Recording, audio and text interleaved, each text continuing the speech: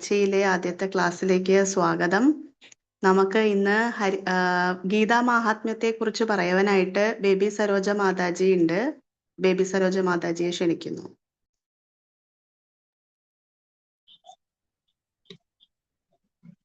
ഹരേ കൃഷ്ണ. കേൾക്കാമോ മാതാജി?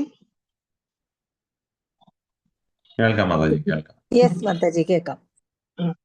എല്ലാവർക്കും വന്നു കൂടിയിരിക്കുന്ന എല്ലാവർക്കും എന്റെ സാദര പ്രണാമങ്ങള്. നമുക്ക് ഗീതാ മഹാത്മ്യത്തിന്റെ തുടങ്ങാം. ഇന്ന് എനിക്ക് തന്നിരിക്കുന്ന സേവ ഗീതാ മഹാത്മ്യത്തെ പറ്റി പറയാനാണ്. അപ്പൊ നമുക്ക് തുടങ്ങാം.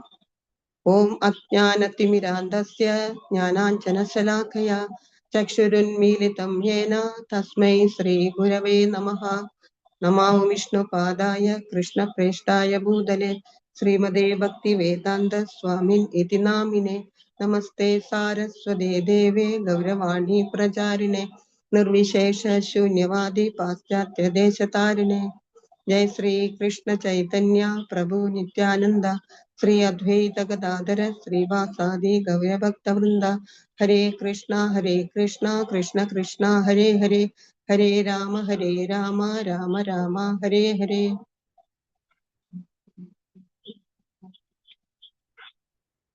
ഹരേ കൃഷ്ണ. ആദ്യത്തെ ശ്ലോകം തുടങ്ങാം. ഗീതാശാസ്ത്രമിതം പുണ്യം യപഠേത് പ്രേതപുമാൻ വിഷ്ണു പദമവാപ്നോതി ഭയശോകാദിവർജിതം. അതായത് അതിന്റെ അർത്ഥം എന്താന്ന് പറയാം. ഭഗവത്ഗീതയുടെ നിർദ്ദേശങ്ങൾ വേണ്ടവണ്ണം പിന്തുടർന്നാൽ എല്ലാ ദുരിതങ്ങളിൽ നിന്നും ഉത്കണ്ഠകളിൽ നിന്നും മുക്തനാകാം, ഭയത്തിൽ നിന്നും മുക്തരാകാം എന്നു മാത്രമല്ല അടുത്ത ജന്മം ആത്മീയ ജീവിതം കൈവരിക്കാം. അപ്പൊ അതിനെന്താണ് വേണ്ടത്? ഭഗവത്ഗീത വളരെ ശ്രദ്ധയോടെ വായിക്കുക. അപ്പൊ നമുക്കറിയാം, ഭഗവാൻ ക്ഷേത്രത്തിൽ വെച്ചിട്ടാണ് അർജുനന് ഭഗവത്ഗീത ഉപദേശിച്ചു കൊടുത്തത്. അപ്പൊ ആ സമയത്ത് അർജുനൻ പല സംശയങ്ങളും ചോദിക്കുന്നുണ്ട്. അതെന്തിനാണ്? അത് നമ്മളെ പോലെയുള്ള ബദ്ധാത്മാക്കളെ തിരിച്ച് ഭഗവാന്റെ ധാമത്തിലേക്ക് എത്തിക്കാനും കൃഷ്ണനെ കുറിച്ച് നമുക്ക് പറഞ്ഞു തരാനും കൂടി വേണ്ടിയിട്ടാണ് ഓരോ സംശയങ്ങൾ അർജുനൻ ചോദിച്ചുകൊണ്ടിരുന്നത്. അപ്പോ നമ്മൾ വളരെ ശ്രദ്ധയോടെ ഭഗവത്ഗീത വായിക്കുക, അർജുനന്റെ പാത പിന്തുടരുക. അങ്ങനെ ആയാൽ തീർച്ചയായിട്ടും നമുക്ക് നമ്മുടെ ജീവിതത്തിൽ നല്ലൊരു സന്തുഷ്ട ജീവിതം പിന്തുടരാം. പിന്നെ മാത്രമല്ല ജീവിതത്തിൽ വിജയം ഉണ്ടാകും എന്നുള്ളത് സുനിശ്ചിതമാണ്. പിന്നെ രണ്ടാമത്തെ ശ്ലോകത്തെ കുട്ടി ഗീതാധ്യായനശീലസ്യ പ്രാണായാമ പരസ്യ ച നൈവ സന്ധിഹി പാപാനി പൂർവജന്മ കൃതാനി ച.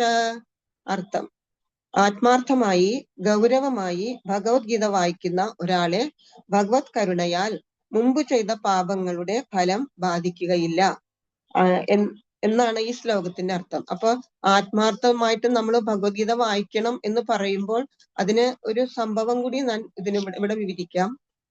അതായത് ചൈതന്യ മഹാപ്രഭു ശ്രീരംഗം ക്ഷേത്രത്തിൽ സന്ദർശിക്കാൻ വന്ന സമയത്ത് ഒരു ബ്രാഹ്മണൻ അവിടെ ഇരുന്ന് ഭഗവത്ഗീത വായിക്കുന്നത് കണ്ട് എല്ലാരും ആ ബ്രാഹ്മണനെ കളിയാക്കാറുണ്ടായിരുന്നു. കാരണം അദ്ദേഹത്തിന്റെ വായന അത്ര നിപുണതയോടെ ആയിരുന്നില്ല. അപ്പോ അതുകൊണ്ട് തന്നെ അദ്ദേഹം ഒരു തൂണിന് മറിഞ്ഞിരുന്നിട്ടാണ് എപ്പോഴും ഭഗവത്ഗീത വായിച്ചുകൊണ്ടിരുന്നത്. അപ്പോൾ ചൈതന്യ മഹാപ്രഭു അടുത്ത് വന്നപ്പോൾ ചോദിച്ചു, താങ്കൾ എന്താ ചെയ്തുകൊണ്ടിരിക്കുന്നതെന്ന്. അപ്പൊ അദ്ദേഹം പറഞ്ഞു, എന്റെ ഗുരു എപ്പോഴും എന്നോട് പറയാറുണ്ട് എല്ലാ ദിവസവും ഭഗവത്ഗീത വായിക്കണമെന്ന്, അത് ഞാൻ അനുസരിക്കുന്നു എന്ന് പറഞ്ഞ ശേഷം ഇദ്ദേഹം ഈ ബ്രാഹ്മണൻ കരഞ്ഞുകൊണ്ടിരിക്കുന്നു, കണ്ണുകളൊക്കെ നിറഞ്ഞൊഴുകാൻ തുടങ്ങി. അപ്പോ ചൈതന്യ മഹാപ്രഭു ചോദിച്ചു, എന്തു പറ്റി, നിങ്ങൾ എന്തുകൊണ്ടാണ് കരയുന്നതെന്ന്. അപ്പൊ ആ ബ്രാഹ്മണൻ പറഞ്ഞു, കാരണം ഈ ഭഗവത്ഗീതയുടെ പുറംചട്ടയിലുള്ള പടം കണ്ടപ്പോ, അതായത് ഭഗവാൻ തന്നെ അർജുനന്റെ തേരാളിയായിട്ട് രഥം ഓടിക്കുന്നത് കണ്ട് ഇത്രമാത്രം കാരുണ്യമുള്ള ഒരു ഭഗവാനാണല്ലോ എന്നോർത്ത് എന്റെ കണ്ണുകൾ നിറഞ്ഞൊഴുകുന്നതാണെന്ന് പറഞ്ഞു. അപ്പൊ അത്രമാത്രം ആത്മാർത്ഥതയോടെയാണ് ആ ബ്രാഹ്മണൻ ആ പുസ്തകം കയ്യിലെടുക്കുന്നതും വായിക്കുന്നതും. അപ്പൊ അതുപോലെ നമ്മൾ എല്ലാവരും ഭഗവത്ഗീത ആത്മാർത്ഥതയോടെ വായിക്കുകയാണെങ്കിൽ നമ്മുടെ ജീവിതത്തിൽ തീർച്ചയായിട്ടും വിജയം ഉണ്ടാകും എന്നാണ് എനിക്ക് പറയാനുള്ളത്. അപ്പൊ ഇതാണ് ഇതിന്റെ ഗീതാ മഹാത്മ്യം. ഹരേ കൃഷ്ണ. ശ്രീല പ്രഭുപാദ് കി ജയ്, ഗുരുദേവ് കി ജയ്. വാഞ്ചാകൽപതരുഭ്യശ്ച കൃപാ സിന്ധുഭ്യേവ ച പതിതാനാം പാവനേഭ്യോ വൈഷ്ണവേഭ്യോ നമോ നമഃ. Hare Krishna. Hare Krishna. Thank you Baby മാതാജി. ഗീതാ മാഹാത്മ്യം നമുക്ക് പറഞ്ഞു തന്നതിന് വളരെ നല്ലൊരു സന്ദേശമായിരുന്നു. അടുത്തതായിട്ട് ഹരിനാമ മാഹാത്മ്യം പറയുവാനായിട്ട് നരോത്തം ദാസ് പ്രഭുവിനെ ക്ഷണിക്കുന്നു.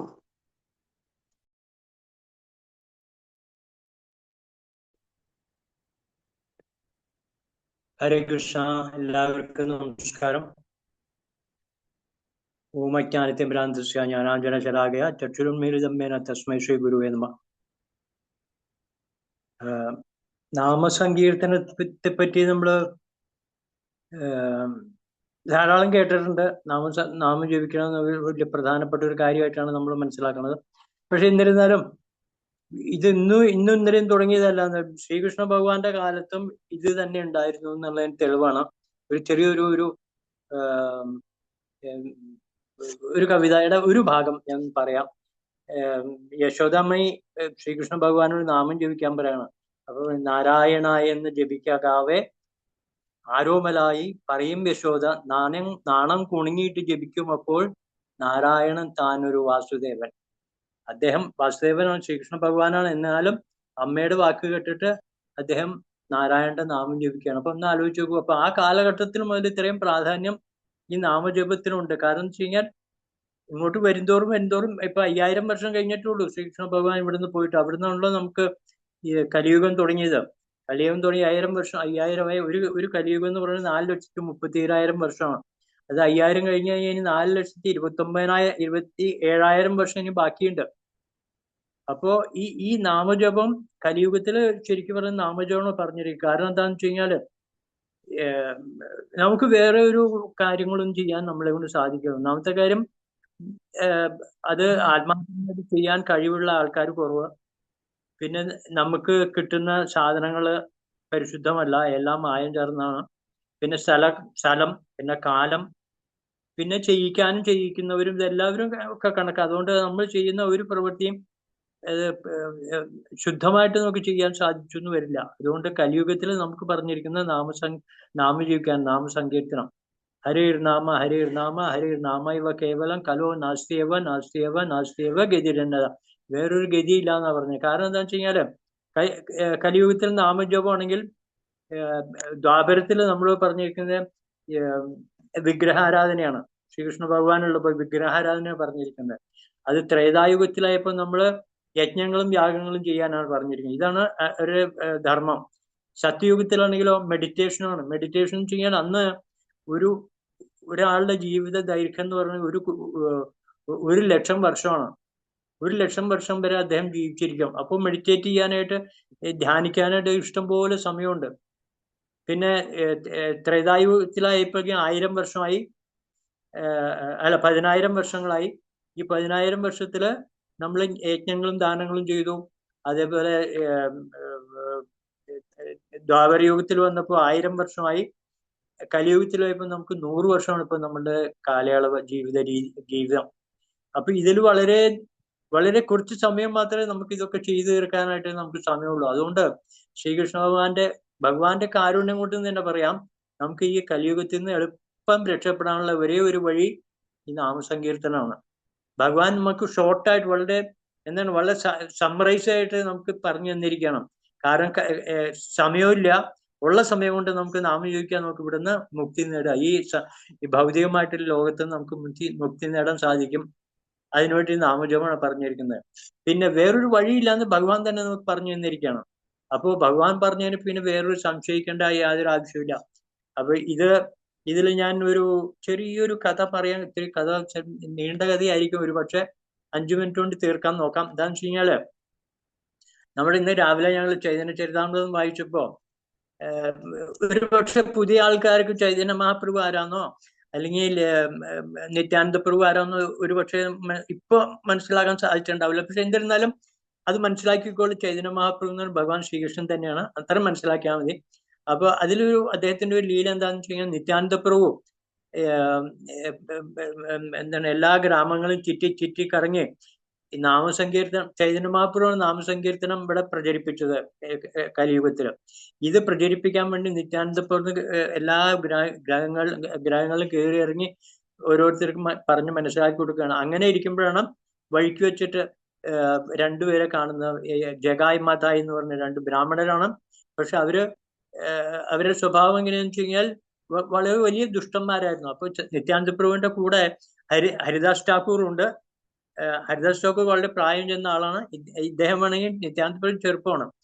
അപ്പോ ഇവരെ ഈ ജഗായ് മാതായെ കണ്ടപ്പോ ഇവരോട് അടുത്ത് ചെന്ന് സംസാരിക്കാൻ തീരുമാനിച്ചു. അപ്പോൾ ആൾക്കാർ പറഞ്ഞു അവരോട് സംസാരിക്കേണ്ട, അവരും വരെ ദുഷ്ടന്മാരാണ്, അവർ ചിലപ്പോ അറ്റാക്ക് ചെയ്യാൻ സാധ്യതയുണ്ട്. എന്നിരുന്നാലും ഇവര് പറഞ്ഞു എന്നാൽ തന്നെ അവരോട് വേണം നമുക്ക് സംസാരിക്കാൻ, ഈ നാമദേവം അവർക്ക് കൊടുക്കാൻ, കാരണം അവരെങ്കിലും രക്ഷപ്പെടട്ടെ എന്ന് വിചാരിച്ചു. അപ്പൊ പോയി സംസാരിച്ചു കഴിഞ്ഞപ്പോ അവര് ആകപ്പാട് ബഹളം കൂട്ടി ഇവരെയൊക്കെ തല്ലാനും പിടിക്കാനും ഓടിച്ചു. അപ്പൊ ഇവര് ഓടി വിടുന്നു. നിത്യാനന്ദ പ്രഭുവിന് ഓടാൻ കഴിഞ്ഞു, കാരണം വെച്ചാൽ അദ്ദേഹം ചെറുപ്പമാണ്. ഹരിദാസ് ഠാക്കൂറിന് വളരെ ബുദ്ധിമുട്ടിയാണ് അവിടുന്ന് രക്ഷപ്പെട്ടത്. അങ്ങനെ പിറ്റേ ദിവസം ഇവർ അവിടെ തന്നെ ചെല്ലുക. അപ്പൊ ഹരിദാസ് ഠാക്കൂർ ഇനി പോണ്ട, അവർ ഇനി എന്താ ചെയ്യാൻ പോണെന്ന് അറിയാൻ പറ്റില്ല. എന്നാലും അവർ രണ്ടുപേരും കൂടി പോയി അവിടെ ചെന്ന് ജഗായ് മാതായെ കണ്ടു. മതായിക്ക് ദേഷ്യം വന്നു. മതായി എന്തെന്ന് വെച്ച് കഴിഞ്ഞാൽ ഒരു കലത്തിന്റെ ഒരു കഷ്ണം എടുത്തിട്ട് ഒരു ഏറ് കൊടുത്തു. നിത്യാപ്രഭുവിന്റെ നെറ്റി പൊട്ടി ചോര വരാൻ തുടങ്ങി.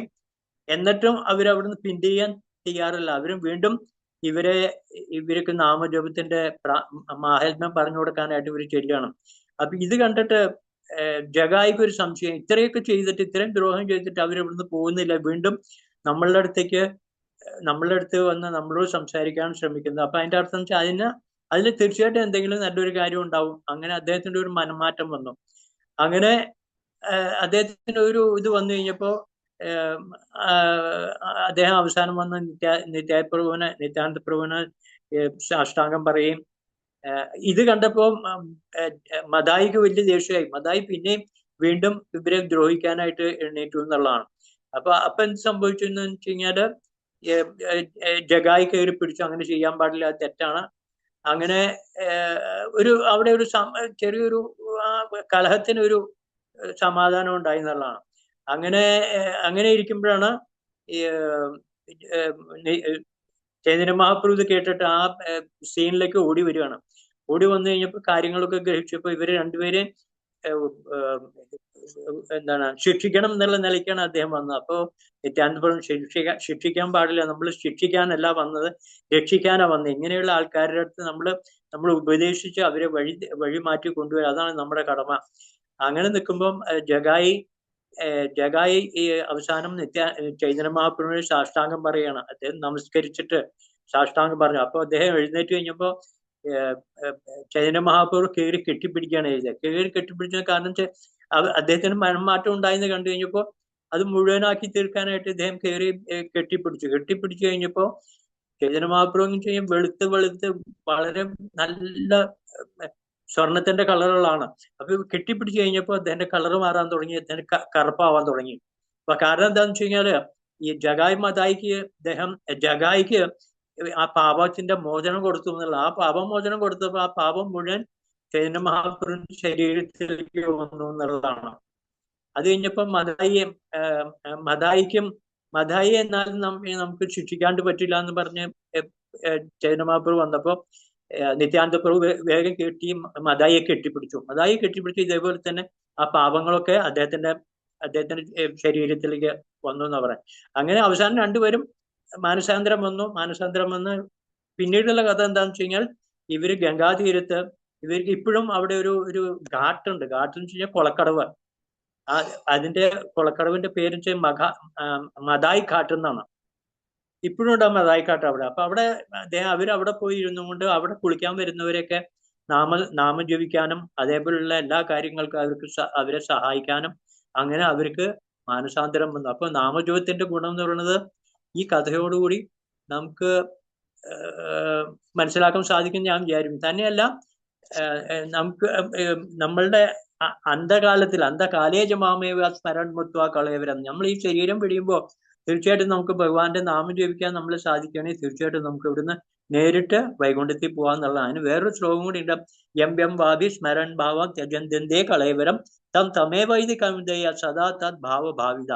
ഏത് ഭാവത്തിലാണോ എന്തിനെ കുറിച്ചാണോ മരണവേളയിൽ ഒരാൾ ഓർക്കുന്നത്, ഹേ കുന്തിപുത്ര, അയാൾ തീർച്ചയായിട്ടും അതിനെ പ്രാപിക്കുന്നവർ. അപ്പോ മരണവേളയിൽ എന്താണോ നമ്മൾ ഉദ്ദേശിക്കുന്നത് നമ്മുടെ മനസ്സിൽ വരാൻ നമുക്ക് പറയാൻ പറ്റില്ല. കാരണം ആ ശരീരം, ആ ജീവൻ വെടിയുന്ന സമയത്ത് വളരെയധികം ബുദ്ധിമുട്ടുകളൊക്കെ ഉണ്ടാവും നമുക്ക്.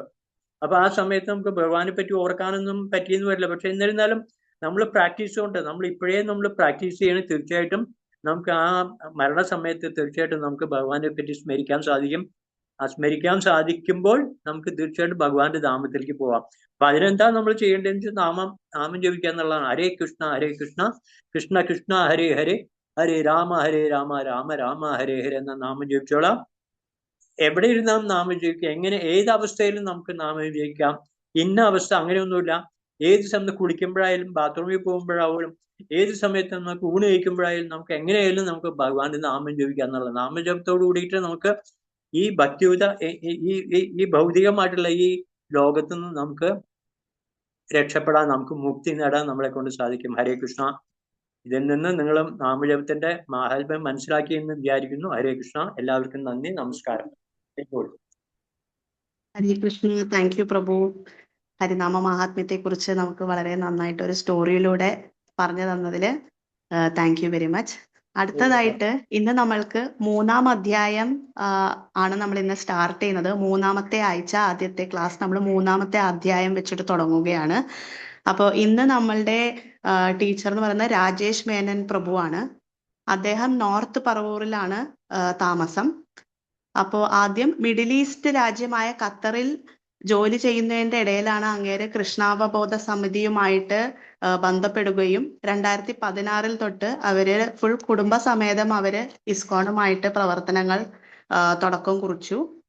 അത് കഴിഞ്ഞിട്ട് അദ്ദേഹം ഇപ്പൊ ഒരു 2-3 കൊല്ലമായി ഇവിടെ സ്ഥിരമായിട്ട് നാട്ടിലേക്ക് താമസം മാറിയപ്പോൾ ഇസ്കോൺ കൊച്ചിയുമായിട്ട് സ്ഥിരമായി സാന്നിധ്യമുണ്ട്. അദ്ദേഹം ഹിസ് ഹോളിനെസ് ജയപതാക സ്വാമി മഹാരാജിൽ നിന്നും ഗുരുവാശ്രയം സ്വീകരിച്ചു. ഇപ്പോൾ ഹരിനാമ ദീക്ഷ സ്വീകരിക്കുവാൻ തയ്യാറെടുത്തിക്കൊണ്ടിരിക്കുന്നു. അദ്ദേഹം നോർത്ത് പറവൂരിൽ 2 സ്ഥലങ്ങളിൽ ഭഗവത്ഗീത ക്ലാസ് പഠിപ്പിക്കുന്നു. അതിന്റെ സത്സംഗവും നടത്തുന്നുണ്ട്. അപ്പോ ഇന്നത്തെ ക്ലാസ്സിനായിട്ട് ഞാൻ രാജേഷ് മേനൻ പ്രഭുവിനെ ക്ഷണിക്കുന്നു. ഹരേ കൃഷ്ണ. ഹരേ കൃഷ്ണ. Thank you Mataji.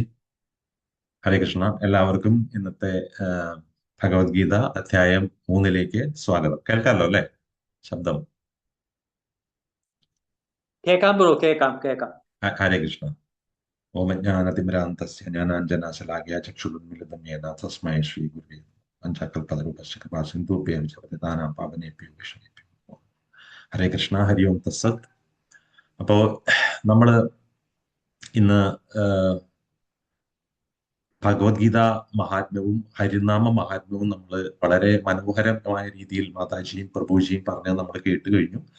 ഇന്ന് ആ പറഞ്ഞത് രണ്ടും നമുക്ക് ഇന്ന് വളരെയധികം എന്താ പറയുന്നത്, വളരെ അധികം ഇന്ന് നമ്മൾ പഠിക്കാൻ പോകുന്ന അല്ലെങ്കിൽ നമ്മൾ ഇന്ന് കടന്നു പോകാൻ പോകുന്ന ഭാഗത്തിന് വളരെയധികം സാമ്യമുള്ളതാണ്, അല്ലെങ്കിൽ വളരെയധികം അതുമായിട്ട് ബന്ധപ്പെട്ടത് തന്നെയാണ് ഇപ്പൊ പറഞ്ഞ കാര്യങ്ങളെല്ലാം തന്നെ. അപ്പൊ അതുമായിട്ട് നമ്മുടെ ഒരു കണക്ഷൻ തന്നെ, അതായത് നമുക്ക് ആ ഭഗവത് ഭക്തി അല്ലെങ്കിൽ ഭഗവാന്റെ ഹരിനാമത്തിന്റെ മഹാത്മ്യം അല്ലെങ്കിൽ ആ ഭക്തിയുത സേവനത്തിൽ, ഭഗവാന്റെ സ്മരണയോടെ ഭക്തിയുത സേവനത്തിൽ നമ്മൾ മുന്നേറേണ്ട ആവശ്യം തന്നെയാണ് ഈ ശ്ലോകങ്ങളിൽ നമ്മൾ കാണാൻ പോകുന്നത്. ഇപ്പോ അധ്യായം 3 നമുക്ക് പോകുന്നതിന് മുന്നേ ഇപ്പോ നമ്മളെല്ലാവരും കഴിഞ്ഞ 2 ആഴ്ചകളായിട്ട് 6 ക്ലാസ്സുകൾ കഴിഞ്ഞ 7ാമത്തെ ക്ലാസ് ആണ്. 6 ക്ലാസ്സുകളിലൂടെ നമ്മൾ കടന്നുപോയത് അധ്യായം 1, അധ്യായം 2 ആണല്ലേ. അപ്പൊ അധ്യായം 1 നമ്മൾ കണ്ടത് കുരുക്ഷേത്ര യുദ്ധഭൂമിയിലെ സൈന്യ നിരീക്ഷണമാണ്. അപ്പൊ നമ്മളവിടെ കണ്ടു അർജുനൻ വളരെ ശക്തിശാലിയാണ്, പക്ഷെ തന്റെ ഉറ്റ ബന്ധുക്കളെയും സുഹൃത്തുക്കളെയും ഇരു സൈന്യ വിഭാഗങ്ങളിലായിട്ട് കണ്ടു, ഇരു സൈന്യങ്ങളിലായിട്ട് നിൽക്കുന്നത് കണ്ടു. അവരെങ്ങനെയാ നിൽക്കുന്നത്? അവര് യുദ്ധം ചെയ്യാൻ ഉത്സുകരായിട്ട് നിൽക്കുകയാണ് അല്ലെ, സ്വയം ബലി കൊടുക്കാൻ തയ്യാറായി നിൽക്കുകയാണ്. അത് കണ്ടപ്പോ അർജുൻ എന്ത് സംഭവിച്ചു വെച്ചാൽ അർജുന്റെ ദുഃഖവും അർജുന്റെ സഹാനുഭൂതി അല്ലെ, അർജുന്റെ കമ്പാഷൻ, അതെല്ലാം കൂടി വന്നപ്പോ അർജുന്റെ ശക്തി ക്ഷയിക്കുകയും അർജുന യുദ്ധം ചെയ്യണമെന്നുള്ള ദൃഢനിശ്ചയത്തിൽ നിന്ന് അർജുൻ പുറകോട്ട് പോവുകയും ചെയ്തു. അത് നമ്മൾ കണ്ടു. ഇപ്പൊ 1-ാമത്തെ അധ്യായത്തിൽ 21-ാമത്തെ ശ്ലോകത്തിൽ നമ്മൾ കണ്ടു അർജുന കൃഷ്ണനോട് പറയാണ്, സേനയോർ ഉഭയോർ മധ്യേ രഥം സ്ഥാപയമേ അച്യുത അല്ലെ, അച്യുതായ കൃഷ്ണ, എന്നെ ആ ഇരു സൈന്യങ്ങളുടെയും നടുവിൽ കൊണ്ടു നിർത്തും, ഞാനൊന്ന് കാണട്ടെ ആരാണ് ഇവിടെ യുദ്ധത്തിന് ഉത്സുകരായി വന്നിരിക്കുന്നത് കാണട്ടെ എന്നൊക്കെ പറയുമ്പോൾ വളരെ ഗാംഭീര്യത്തോടെ ദൃഢനിശ്ചയത്തോടെയാണ് പോകുന്നത്. പക്ഷെ അവിടെ ചെന്നവരെ കണ്ടപ്പോൾ അദ്ദേഹം തളരുന്നു. അത് നമ്മൾ കണ്ടു. അതിനുശേഷം എന്ത് സംഭവിച്ചു എന്ന് വെച്ചാൽ യുദ്ധം ചെയ്യുന്നതിൽ നിന്ന് പിന്മാറുകയും പിന്നെ അതിനുശേഷം ആ കൊണ്ട് നിർത്താൻ പറഞ്ഞ അതേ അർജുനൻ തന്നെ 2.7 രണ്ടാമത്തെ അധ്യായത്തിൽ വന്നപ്പോൾ നമ്മൾ കണ്ടു കാർപ്പണ്യ ദോഷം അല്ലെ. മാതാജി മാതാജി പറഞ്ഞിരുന്നു കാർപ്പണ്യ ദോഷോ, ആ ശ്ലോകത്തിന്റെ ഇമ്പോർട്ടൻസും പറഞ്ഞിരുന്നു അല്ലെ. കാർപ്പണ്യ ദോഷോ പഹത സ്വഭാവ പൃച്ഛാമിതാം ധർമ്മ സമ്മൂഢ ചെയ്ത യശ്രേയസ്യാനിശ്ചിതം ബ്രൂഹി തന്നെ ശിഷ്യസ്തയാം ശാതിമാം സ്വാപ്രദം. അപ്പൊ അവിടെ സംഭവിച്ചിരിക്കുന്നത് വെച്ചാൽ ഈ ദൗർബല്യം കൊണ്ട് എനിക്ക് ആത്മനിയന്ത്രണം നഷ്ടപ്പെട്ടു. അർജുനൻ മനസ്സിലാക്കി എന്താണ് എനിക്ക് സംഭവിച്ചിരിക്കുന്നത്. അപ്പൊ ആദ്യത്തെ ക്ലാസ്സിൽ ദീനാനാഥ് പ്രഭു എടുത്ത് പറഞ്ഞിരുന്നു എന്താണ്, ഈ അർജുനൻ ആരാണ്? നമ്മൾ തന്നെയാണ് അല്ലെ. നമ്മളുടെ ജീവിതത്തിലെ ഓരോ സിറ്റുവേഷൻസ് ആണ്, ഓരോ സന്ദർഭങ്ങളിലൂടെയാണ് നമ്മൾ ഇതുപോലെ ഓരോ കുരുക്ഷേത്ര യുദ്ധം നമ്മുടെ ജീവിതത്തിൽ ഓരോ സന്ദർഭങ്ങളിൽ വരും. നമുക്ക് ഇതുപോലെ തന്നെ എന്ത് ചെയ്യണം എന്ത് ചെയ്യണ്ട തീരുമാനമെടുക്കാൻ പറ്റാത്തൊരവസ്ഥയിലേക്ക് നമ്മൾ ചെയ്യുന്നു. അപ്പൊ അത് തന്നെയാണ് സംഭവിച്ചിരിക്കുന്നത്. അപ്പൊ ഭഗവാന് അടിയറവ് പറയാണ് അല്ലെ. ഭഗവാന് അതുവരെ സുഹൃത്തായിരുന്നു, ഭഗവാനെ ഒരു ഗുരുവായി സ്വീകരിച്ചുകൊണ്ട് അപ്പൊ ഗുരു ശിഷ്യ ബന്ധം അവിടെ സ്ഥാപിതമാക്കുകയാണ്. അങ്ങനെ ഉപദേശിക്കാനായിട്ട് പറയും, എന്നെ ശിഷ്യനായി സ്വീകരിച്ചുകൊണ്ട് എനിക്ക് വേണ്ട ഉപദേശം തരൂ എന്നാണ് അവിടെ അർജുനൻ പറയുന്നത്. അങ്ങനെ പറഞ്ഞുകൊണ്ട് ഭഗവാൻ ഉപദേശങ്ങൾ ആരംഭിക്കുന്നു. ആദ്യം തന്നെ ഭഗവാൻ എന്ത് ചെയ്യുന്നു വെച്ചാൽ ആത്മാവും ശരീരവും തമ്മിലുള്ള ആ പ്രധാന വ്യത്യാസം പറഞ്ഞു കൊടുക്കുകയാണ്. ഇവിടെ അർജുനന് യുദ്ധം ചെയ്യാൻ പറ്റാത്തതിന്റെ കാരണം വെച്ചാൽ അപ്പുറത്തുള്ളവര് തന്റെ ബന്ധുക്കളാണ്, ഉറ്റവരാണ്, അവരെ വധിക്കുക എന്ന് വെച്ചാൽ അവരില്ലാണ്ടാവും. അപ്പൊ ഭഗവാൻ പറഞ്ഞു കൊടുക്കുകയാണ് ശരീരവും ഇതും തമ്മിലുള്ള വ്യത്യാസം പറഞ്ഞു കൊടുക്കുന്നു അല്ലെ. അപ്പൊ നമ്മൾ കണ്ടു ശരീരം 6 മാറ്റങ്ങളിലൂടെ കടന്നു പോകുന്നതായിട്ടാണ് പറയുന്നത് അല്ലെ. ഒരു അമ്മയുടെ ഉദരത്തിൽ ജന്മമെടുക്കും, ശേഷം ഒരു ജനനം നടക്കും, അതിനുശേഷം അത് വളരും അല്ലെ, പിന്നെ ചില കർമ്മങ്ങൾ ചെയ്യും, അതിനുശേഷം ക്ഷയിക്കും, പിന്നെ കാലേവനികിൽ മരിച്ചു പോകും. അപ്പൊ ഇങ്ങനെ 6 തരം മാറ്റങ്ങളെ കുറിച്ച് പറയും. അതേസമയം ആത്മാവാണെങ്കിലോ 2.13 നമ്മൾ കണ്ടു ദേഹിനോസ്മിൻ യഥാദേഹി കൗമാരി യൗവനഞ്ജര. അതിൽ പറഞ്ഞു ഈ ആത്മാവിന് അപ്പോൾ ഒരു മാറ്റവും സംഭവിക്കുന്നില്ല, അതിന് നാശമില്ല, അത്ര ചെറുതാണ്, അതിന് പ്രായമൊന്നുമില്ല, അതിന് ജനനമില്ല, മരണമില്ല. ശരീരം ഇങ്ങനെ പോയിക്കൊണ്ടിരുന്നാലും അത് അങ്ങനെ തന്നെ അടുത്ത ശരീരത്തിന്റെ സമയം കഴിയുമ്പോൾ അടുത്ത ശരീരത്തിലേക്ക് പോകും. ഈ മാറ്റങ്ങളെല്ലാം പറഞ്ഞു കൊടുത്തു. അപ്പൊ 2ാമത്തെ അധ്യായത്തിൽ കണ്ടത് ഈ ഒരു വ്യത്യാസവും പിന്നെ അതുപോലെ തന്നെ ഭഗവാൻ ഈ ഭഗവത്ഗീതയിൽ മൊത്തത്തിൽ പറയുന്ന കർമ്മയോഗവും ജ്ഞാനയോഗവും ഭക്തിയോഗവും അവിടെ പ്രതിപാദിക്കുന്നു. അതായത് അതാണ് ഗീതാ വിഷയ സംഗ്രഹം എന്ന് ഈ 2ാമത്തെ അധ്യായത്തിന് പേരും വന്നിരിക്കുന്നത്. കാരണം അവിടെ കർമ്മയോഗവും ജ്ഞാനയോഗവും വിശദമാക്കുകയും ഭക്തിയോഗത്തിനെ കുറിച്ചുള്ള സൂചനയും അവിടെ തരുന്നുണ്ട്. അപ്പോ ഈ ശ്ലോകത്തിലൂടെ പോകുമ്പോൾ ഇപ്പൊ നമുക്ക് അതിനകത്തൊരു ഉദാഹരണത്തിൽ എടുത്താൽ 2.49 2ാമത്തെ അധ്യായത്തിൽ എടുത്താൽ ആ ശ്ലോകം പറയുന്നു ദൂരേണാഹി അവരം കർമ്മ ബുദ്ധിയോഗ ധനഞ്ജയ ബുദ്ധൗ ശരണമന്വിച്ഛ കൃപണാഫല ഹേതവ. അപ്പൊ അവിടെ ഭഗവാൻ അർജുനോട് പറയാണ്, ഹേ ധനഞ്ജയ, നീ മോശപ്പെട്ട കാര്യമെല്ലാം വേണ്ടാന്ന് നോക്കി. എങ്ങനെ വേണ്ടാന്ന് വെക്കണം?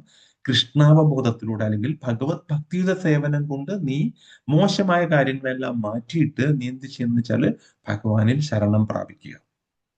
കർമ്മം ചെയ്യാൻ അല്ലെ.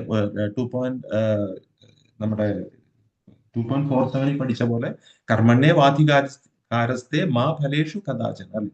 കർമ്മം ചെയ്യാൻ നിനക്ക് അധികാരമുണ്ട്, പക്ഷെ കർമ്മഫലത്തിൽ നമുക്ക് യാതൊരു അധികാരമില്ല എന്ന് പറയുന്ന പോലെ ഇവിടെയും നമ്മൾ കർമ്മം ചെയ്യാം, നമുക്ക് കർമ്മം ചെയ്യണം. എങ്ങനെ? ഭഗവാനിൽ മനസ്സർപ്പിച്ചുകൊണ്ട് കർമ്മം ചെയ്യാം, പക്ഷെ കർമ്മഫലത്തിൽ ഒരു ആസക്തിയും പാടില്ല. അപ്പൊ കർമ്മഫലം ഇച്ഛിച്ചുകൊണ്ട് കർമ്മം ചെയ്യുന്ന ആള് കൃപണനാണ് എന്നാണ് പറയുന്നത്. കൃപണൻ എന്ന് വെച്ചാൽ പിശുക്കൻ, മൈസ്റ്റർലി പേഴ്സൺ എന്ന് പറയും. അതെന്തുകൊണ്ടാണ് അവിടെ അങ്ങനെ പറയുന്നതെന്ന് വെച്ചാല് ഇപ്പൊ ഒരു സമ്പത്ത് ധാരാളമുള്ള ഒരു വ്യക്തി അത് ചിലവാക്കാൻ അറിഞ്ഞുകൂടെങ്കിൽ അയാൾ പിശുക്കനാണ് അല്ലെ. അയാളുടെ സമ്പത്ത് അയാളത് ഭാഗ്യം കൊണ്ടോ അല്ലെങ്കിൽ വളരെയധികം കഠിനാധ്വാനം ചെയ്തോ കിട്ടിയ സമ്പത്തായിരിക്കാം, പക്ഷെ അത് അയാൾക്ക് ചെലവാക്കാൻ അറിഞ്ഞുകൂടാ വേണ്ട രീതിയിൽ, അയാൾ പിശുക്കൻ. അതുപോലെ തന്നെ നമ്മളുടെ ജീവിതത്തിൽ നമുക്ക് ഒരു മനുഷ്യജന്മം വളരെ പ്രഷ്യസ് ആയിട്ട് കിട്ടിയിട്ടുള്ള നമ്മുടെ ഒരു സമ്പത്താണ് മനുഷ്യജന്മം. ആ മനുഷ്യജന്മം നമുക്ക് കൃഷ്ണാവബോധത്തിന് വേണ്ടി കൃഷ്ണന് വേണ്ടി സേവനമനുഷ്ഠിക്കാൻ ചെലവാക്കാൻ പറ്റില്ല എന്നുണ്ടെങ്കിൽ നമ്മളും കൃപണനാണ് എന്നുള്ളതാണ് അവിടെ പറയുന്നത്. അപ്പൊ അതിന്റെ ആദ്യ ഭാഗത്തിൽ പറയുന്നത് എന്താണ്? മോശമായ കാര്യങ്ങൾ ഉപേക്ഷിച്ച്, എങ്ങനെ? ഭക്തിയുത സേവനത്തിൽ ഉപേക്ഷിച്ചിട്ട് നീ ഭഗവാനിൽ ശരണം പ്രാപിക്കുക. അപ്പൊ അർജുനന് തോന്നുകയാണ് അപ്പൊ യുദ്ധം മോശമായ ഒരു കാര്യമാണല്ലോ, കാരണം അതൊരു വെറുക്കപ്പെടുന്ന ഒരു കാര്യമാണ് അല്ലെ. അപ്പോ കാരണം അവിടെ യുദ്ധം ചെയ്യുമ്പോൾ ഒരുപാട് ആൾക്കാരെ വധിക്കേണ്ടി വരുന്നു, അതും വേണ്ടപ്പെട്ടവരെ വധിക്കേണ്ടി വരുന്നു. അപ്പൊ യുദ്ധം ചെയ്യാതിരിക്കുകയല്ല വേണ്ടത്. പക്ഷെ കൃഷ്ണനാണെങ്കിൽ 2ാമത്തെ അധ്യായത്തിൽ കണ്ടു ഓരോ ഉപദേശം കഴിയുമ്പോൾ അർജുനോട് പറയാം, അർജുന അതുകൊണ്ട് നീ യുദ്ധം ചെയ്യുക. നിന്റെ നിയതകർമ്മം ചെയ്യുക. ഇടയ്ക്കിടയ്ക്ക് പാർത്ഥ എന്ന് വിളിക്കുന്നു, കൗന്ദയ എന്ന് പറയുന്നു, അല്ലെ? പല പല പേരുകളിൽ താൻ ക്ഷത്രിയനാണെന്ന് പലതവണ ഓർമ്മിപ്പിച്ചുകൊണ്ടാണെന്ന് പറയുന്നത്. അപ്പൊ എന്ത് പറ്റുന്നു വെച്ചാൽ ഈ സ്റ്റേറ്റ്മെന്റിൽ ഒരു ഡിസ്ക്രിപ്പാൻസി അർജുനന് തോന്നുകയാണ്, കൃഷ്ണൻ എന്താണ് ഇങ്ങനെ പറയുന്നത്? എന്നോട് പറയുന്നു മോശപ്പെട്ട കാര്യങ്ങൾ ചെയ്യാതെ അത് ഭക്തി സേവനത്തിലേക്ക് മാറ്റിവെക്കുക, ഭക്തി സേവനം ചെയ്യുക, പക്ഷെ യുദ്ധം ചെയ്യാനും പറയുന്നു. അപ്പൊ അർജുനാകെ ഒരു സംശയം വന്നു. ഞാൻ കർമ്മം ഉപേക്ഷിക്കണോ, അല്ലെങ്കിൽ ഞാൻ ഫലേച്ഛയില്ലാതെ കർമ്മം ചെയ്യണോ, അതോ കർമ്മം ത്യജിച്ച് ഞാൻ ബുദ്ധി ഉപയോഗിച്ച് ആത്മീയവും ഭൗതികവുമായ കാര്യങ്ങളെ വിവേചിച്ചറിയണോ? ആ ഒരു സംശയം വന്നു. കർമ്മസന്യാസം, ഈ കർമ്മസന്യാസം തെറ്റിദ്ധരിക്കപ്പെട്ടേക്കാം. കർമ്മസന്യാസം എന്ന് പറഞ്ഞാൽ കർമ്മം ഉപേക്ഷിക്കലല്ല. ഭഗവാൻ അത് വിശദീകരിക്കുന്നുണ്ട്. കർമ്മം ഉപേക്ഷിക്കലല്ല, പിന്നെന്താണ്? കർമ്മത്തിന്റെ ഫലമെടുക്കാതെ, നിഷ്കാമമായിട്ട് ഫലമെടുക്കാതെ കർമ്മം ഒരു ഡ്യൂട്ടി എന്ന രീതിയിൽ ചെയ്തു പോകുക, എല്ലാം ഭഗവാനിൽ മനസ്സർപ്പിച്ച് ഭഗവാന് വേണ്ടി ചെയ്യുന്നതാണ് കർമ്മസന്യാസം. അപ്പൊ ഇവിടെ അർജുനന്റെ ഈ സംശയം, താൻ കർമ്മം ത്യജിക്കണോ അതോ കർമ്മ ഫലം ത്യജിക്കണോ അതോ കർമ്മം ത്യജിച്ചിട്ട് ഞാൻ ഇങ്ങനെ ആത്മീയവും ഭൗതികവുമായ വേർതിരിവിനെ കുറിച്ച് ചിന്തിക്കണോ എന്നുള്ള സംശയം ഈ 3-ാമത്തെ അധ്യായത്തിന്റെ തുടക്കത്തിൽ, 15-ാമത്തെ അധ്യായത്തിന്റെ തുടക്കത്തിലും 18-ാമത്തെ അധ്യായത്തിന്റെ തുടക്കത്തിൽ അർജുനൻ ചോദിക്കുന്നുണ്ട്. അപ്പോൾ നമുക്ക് 3-ലേക്ക് കടക്കാം. അപ്പൊ ഇതാണ് ഈ 2-ൽ നിന്ന് 3-ലേക്കുള്ള ഒരു ബന്ധം വരുന്നത്. അപ്പൊ അർജുനന്റെ സംശയം ഇത് കേട്ടപ്പോൾ സംശയം അർജുനൻ ചോദിക്കുകയാണ്. ശ്ലോകം 1. ഓം നമോ ഭഗവതേ വാസുദേവായ. ശ്രീ പ്രഭുപാദ് കി ജയ്. അർജുന ഉവാച ജായസി ചേത് കർമ്മണസ്തേ മതാ ബുദ്ധിർ ജനാർദ്ദന തത് കിം കർമ്മണി ഘോരേ മാം നിയോജയസി കേശവ. വിവർത്തനം. ശ്രീ പ്രഭുപാദ് കി ജയ്. അർജുനൻ പറഞ്ഞു, ഹേ ജനാർദ്ദന, അല്ലയോ കേശവ, ഫലകാംക്ഷയോട് ചെയ്യുന്ന കർമ്മത്തേക്കാൾ ശ്രേഷ്ഠമാണ് ബുദ്ധി എന്ന് കരുതുന്നുവെങ്കിൽ അങ്ങ് എന്തിനാണ് എന്നെ ക്രൂരമായ യുദ്ധത്തിന് പ്രേരിപ്പിക്കുന്നത്? ശരിയല്ല. അർജുനൻ എന്ത് വിചാരിച്ചു എന്ന് വെച്ചാല്, ഞാൻ ഭഗവാൻ പറഞ്ഞത് പ്രകാരം ഞാൻ ഭഗവാനിൽ എല്ലാം അർപ്പിച്ച് അങ്ങനെയാണെങ്കിൽ ഞാൻ സ്ഥലത്ത് പോയിട്ട് ഒരു സന്യാസിയെ പോലെ ഇരുന്നാൽ പോരെ, ഞാൻ കാട്ടിലേക്ക് പോയി സന്യസിച്ചാൽ പോരെ, എനിക്കിതൊന്നും വേണ്ട, ഞാനിതൊന്നും ആഗ്രഹിക്കുന്നില്ല. അല്ലെ? അർജുനൻ യുദ്ധം ചെയ്യാതിരിക്കാനുള്ള കാരണങ്ങൾ പറയുന്നുണ്ട്. 5 പ്രധാന കാരണം പറയുന്നത്. 1 കമ്പാഷൻ ആണ്, 1 ദയയാണ്, 2-ാമത്തെ ലോജിക്കലായിട്ടുള്ള കാരണം പറയുന്നുണ്ട്. അല്ലെ? ഈ ഉറ്റവരെല്ലാം മരിച്ചു കഴിഞ്ഞാൽ എനിക്കെന്ത് രാജ്യം, അല്ലെ, എനിക്കെന്ത് വിജയം, എനിക്കെന്ത് സന്തോഷം, അതൊന്നും എനിക്ക് അവരൊന്നുമില്ലാണ്ട് എനിക്ക് ഇതൊന്നും ആസ്വദിക്കാനാവില്ല എന്നുള്ള കാര്യം പറയുന്നുണ്ട്. പിന്നെ പാപചിന്ത വരുന്നു, അവരെ കൊന്നാൽ പാപം തലയിൽ വീഴും. പിന്നെ കുലക്ഷയം, അല്ലെ, ഈ പുരുഷന്മാരെല്ലാം വധിക്കപ്പെടും യുദ്ധത്തിൽ, സ്ത്രീകൾ അനാഥരാകും. അപ്പൊ എന്ത് സംഭവിക്കുന്ന വെച്ചാൽ അൺവാണ്ടഡ് പ്രൊജനീസ്, അല്ലെ, അവർക്കും വേണ്ടാത്ത കുട്ടികൾ ജനിക്കും. അപ്പൊ എന്ത് സംഭവിക്കുന്നത്? അവര് വർണ്ണസങ്കരം നടക്കും. അതായത് അവര് പിന്നെ വേണ്ട പിണ്ടോദക ക്രിയകൾ ചെയ്യില്ല, അല്ലെ, പിതൃകർമ്മങ്ങൾ ചെയ്യില്ല. അപ്പൊ പിതൃക്കളുടെ ശാപവും കൂടി വന്ന് എല്ലാം കൂടിയായിട്ട് മനുഷ്യകുലം തന്നെ നശിച്ചു പോകും. അങ്ങനെ. അതുപോലെ തന്നെ അർജുനന്റെ ഇൻഡിസിഷൻ, ഒരു തീരുമാനം ഇല്ലായ്മ, ഞാൻ യുദ്ധം ചെയ്യണോ വേണ്ടയോ, ഇങ്ങനെ പല പല മിശ്രിത കാരണങ്ങൾ കൊണ്ടാണ് അർജുൻ യുദ്ധം ചെയ്യാതിരുന്നത്. അപ്പൊ അർജുനൻ അവിടെ ഒരു തീരുമാനം എടുക്കുക, ഞാൻ ഇതൊന്നും ചെയ്യണതിന് പോലെ ഞാൻ ഭഗവാനെ ധ്യാനിച്ച്, അല്ലെങ്കിൽ ഞാൻ തപസ് ചെയ്യാം, അല്ലെങ്കിൽ ഒരു സന്യാസിയെ പോകാം എന്നുള്ളൊരു ചിന്ത വന്നു. പക്ഷെ കൃഷ്ണാവബോധം എന്ന് പറഞ്ഞാൽ അതല്ല. കൃഷ്ണാവബോധം നമ്മൾ ആദ്യം പ്രാക്ടീസ് ചെയ്യണം. കൃഷ്ണാബോധം എന്താണെന്ന് മനസ്സിലാക്കിയിട്ട് വേണം കൃഷ്ണാബോധത്തിലേക്ക്. അല്ലാതെ നേരെ പോയിട്ട് നമ്മളൊരു സന്യാസി ആകുകയല്ല വേണ്ടത്. അത് മാത്രമല്ല, നമ്മുടെ ഒരു കർമ്മത്തെ, അല്ലെങ്കിൽ നമ്മുടെ ഒരു കർമ്മം ചെയ്യുന്നതിൽ നിന്ന് ഒരു ഒഴിവുകഴിവായിട്ട് നമ്മൾ കൃഷ്ണാബോധത്തെ എടുക്കാൻ പാടില്ല എന്നുള്ളതാണ് ആദ്യത്തെ ശ്ലോകത്തിൽ നമ്മൾ മനസ്സിലാക്കേണ്ടത്. ഇനി നമുക്ക് അർജുനൻ തുടരുകയാണ് അവിടെ. ശ്ലോകം 2. വ്യാമി ശ്രേണേവ വാക്യേന ബുദ്ധിം മോഹയ സീവമേ തദേകം വദ നിശ്ചിത്യ യേന ശ്രേയോ ഹമാപ്നുയാം. വിവർത്തനം. ശ്രീ ദ്വയാർത്ഥങ്ങളുള്ള ഉപദേശങ്ങളാൽ അങ്ങ് എന്റെ ബുദ്ധിയെ അമ്പരപ്പിക്കുന്നു. എനിക്ക് ഏറ്റവും ശ്രേയസ്കരമായത് എന്തെന്ന് തീർത്ത് പറഞ്ഞു തരും. അല്ലെ? കൃഷ്ണൻ അങ്ങനെ നമ്മൾ കാണുന്നു, അല്ലെ? 2-ാമത്തെ അധ്യായത്തിൽ നമ്മൾ കാണുന്നുണ്ട്. 2-3 രീതിയിൽ പറയുമ്പോൾ നമ്മൾ ആകെ നമുക്ക് ഒരു കൺഫ്യൂഷൻ വരുന്നു, അല്ലെ? അപ്പോ ഈ കയറിന്റെ 7, അല്ലെ, കയറിന് 7 ഇഴകളുണ്ട്. അപ്പോ ഇവിടെ ചെയ്യുന്നത് എന്താ വെച്ചാൽ, അർജുനൻ ചെയ്യുന്നത് കയറിൽ നിന്ന് ഓരോ 7 നമുക്ക് എടുക്കാൻ പറ്റിയാൽ വ്യക്തമോ, അല്ലെ, കൂടി കയർ പോലെ പിരിഞ്ഞിരുന്ന ഏത് എങ്ങോട്ടാ പോണെന്ന് നമുക്ക് അറിയാൻ പറ്റില്ല. അപ്പൊ ഇവിടെ നമ്മൾക്ക് വേണ്ടിയിട്ട്, അല്ലെങ്കിൽ ഈ പഠിതാക്കൾക്ക് വേണ്ടിയിട്ട്, വരും തലമുറയ്ക്ക് വേണ്ടിയിട്ട് ഈ രഹസ്യം, ഭഗവതിയുടെ രഹസ്യം അറിയാനായിട്ട് ഈ ചോദ്യം ചോദിച്ചാണ് നമുക്ക് അവസരം ഒരുക്കി തരികയാണ് അർജുനൻ ചെയ്യുന്നത്. ശ്ലോകം 3 ഭഗവാൻ പറയുകയാണ്.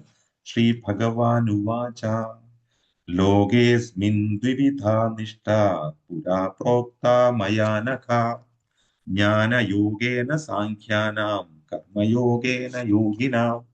വിവർത്തനം ശ്രീ പ്രഭാത്ജി.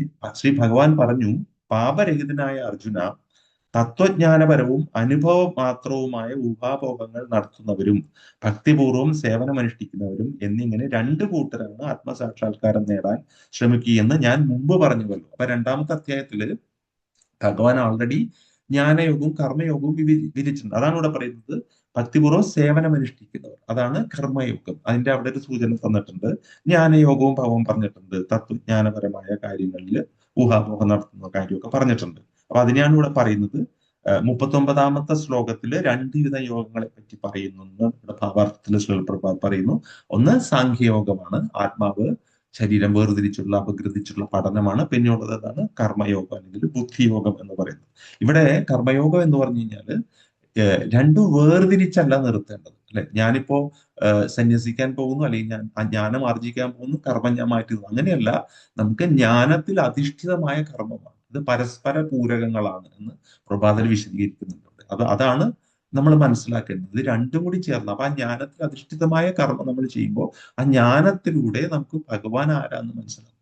അപ്പൊ ഭഗവാന് വേണ്ടി നമ്മൾ കർമ്മങ്ങൾ ചെയ്യുമ്പോൾ നമ്മളുടെ കർമ്മം ഫലേച്ഛയില്ലാതെയാകുകയും നമ്മൾ നമ്മളുടെ ലക്ഷ്യത്തിലേക്ക് നീങ്ങുകയും ചെയ്യും. അതാണ് കർമ്മയോഗത്തില് ഈ അധ്യായത്തില് ഭഗവാൻ പറഞ്ഞു തരുന്നത്.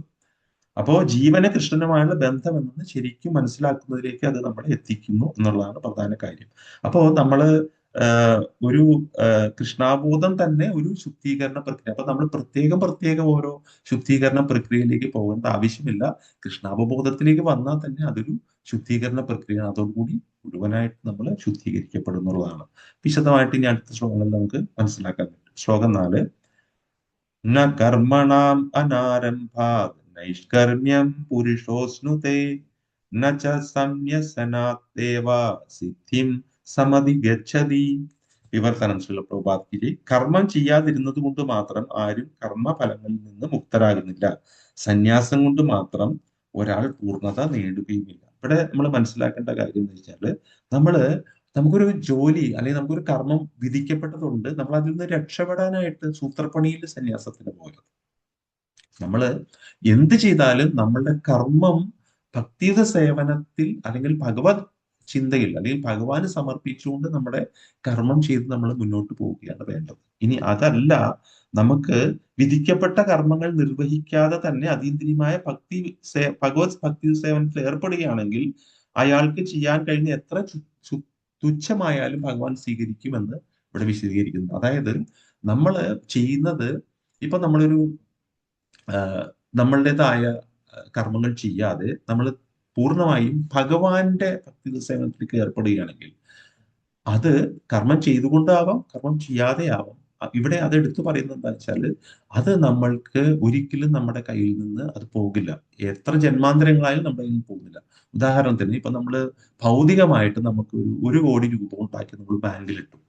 1 കോടി രൂപ നമ്മൾ ഉണ്ടാക്കി അധ്വാനിച്ച് ബാങ്കിൽ ഇട്ട് കഴിഞ്ഞു. നമ്മളുടെ ആ ശരീരം അല്ലെങ്കിൽ നമ്മൾ മരണപ്പെട്ടു, ശരീരം നഷ്ടപ്പെട്ടു, വേറെ എവിടെയെങ്കിലും പുനർജനിച്ചു കഴിഞ്ഞാൽ ബാങ്കുകാർ അവിടേക്ക് വരൂ. ബാങ്കുകാർ ആദ്യം നിങ്ങളുടെ 1 കോടി അവിടെ കഴിഞ്ഞ ജന്മത്തിൽ പറയില്ല. നമുക്ക് കണ്ടുപിടിക്കാനും പറ്റില്ല, അല്ലെ? ഇതിനെക്കുറിച്ച് ഒരു കണക്ഷൻ, അത് പോയി. ശരീരത്തിന്റെ ഒപ്പം ആ ഭൗതികമായതെല്ലാം പോയി. പക്ഷേ 2.14 എന്താ പറയുന്നത്?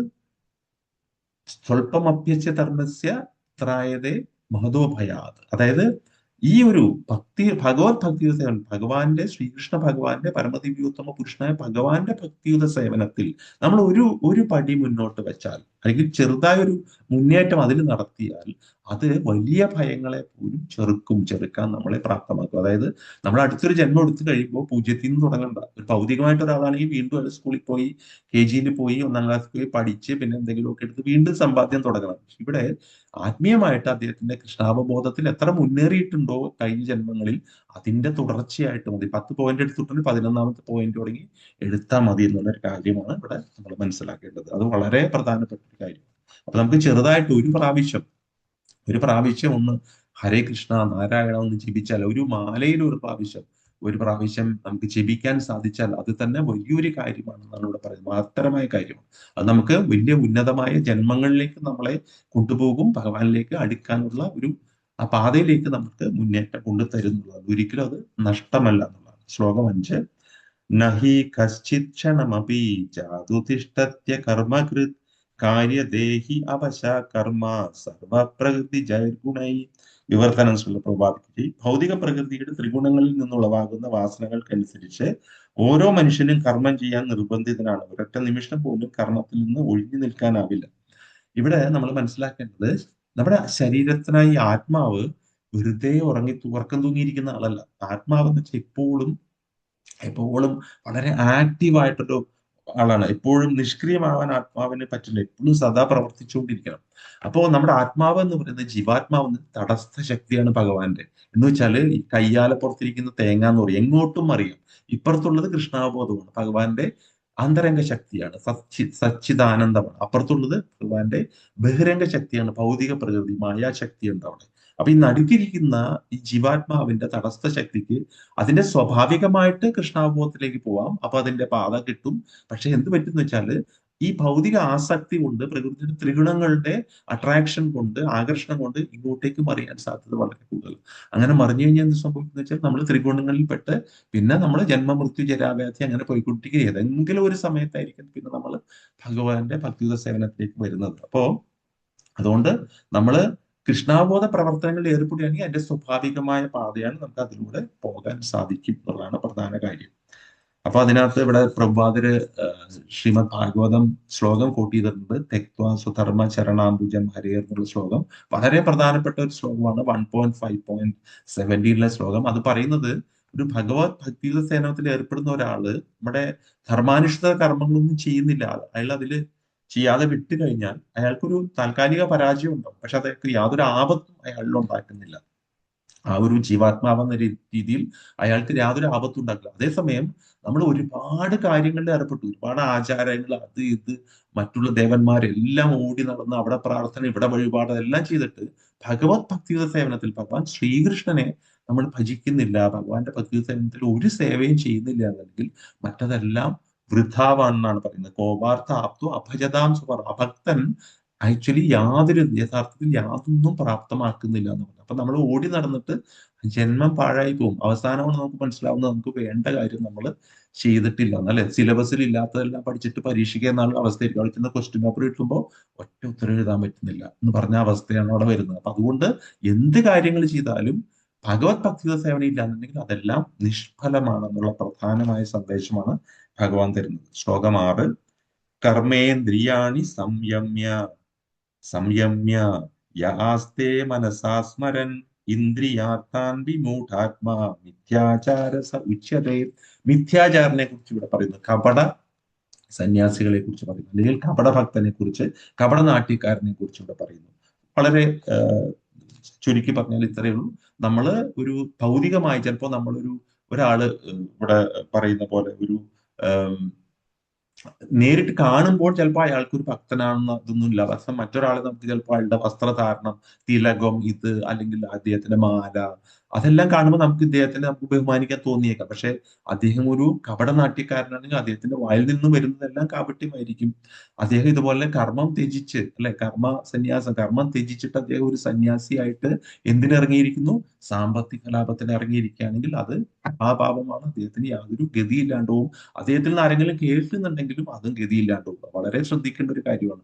ആത്മീയ കാര്യങ്ങൾ നമ്മൾ ഇതുപോലെ ഏതെങ്കിലും ഒരു ആചാര്യന്റെ അടുത്ത് ചെന്നിട്ട് ഇപ്പൊ ഭഗവത്ഗീത അതുപോലത്തെ കാര്യങ്ങളെല്ലാം അദ്ദേഹം സാമ്പത്തിക ലാഭത്തിനായിട്ട് നമുക്ക് ഉപദേശിച്ചു തരുന്നുണ്ടെങ്കിൽ അത് യഥാർത്ഥ പരമ്പരയിൽ നിന്നുള്ള ഒരാളുമല്ല എന്നുണ്ടെങ്കിൽ തീർച്ചയായും അവിടെ പോകുന്ന ശിഷ്യന്മാരെല്ലാം പെട്ടുപോകും എന്നുള്ളത്. അതേസമയം പ്രത്യക്ഷത്തിൽ ഒരാൾക്ക് അങ്ങനെയുള്ള ലക്ഷണങ്ങളൊന്നും ബാഹ്യമായിട്ടുണ്ടാവില്ല. പക്ഷെ അദ്ദേഹത്തിന്റെ കർമ്മം ചെയ്യുന്നു എങ്ങനെ, അത് ആ ശാസ്ത്രവിധി പ്രകാരം അദ്ദേഹം ആസക്തികളൊന്നും ഇല്ലാണ്ട് ഭഗവാനിൽ സമർപ്പിച്ച് അദ്ദേഹത്തിന് ഒരു ഗൃഹസ്ഥനെ തന്നെ എടുക്കാം.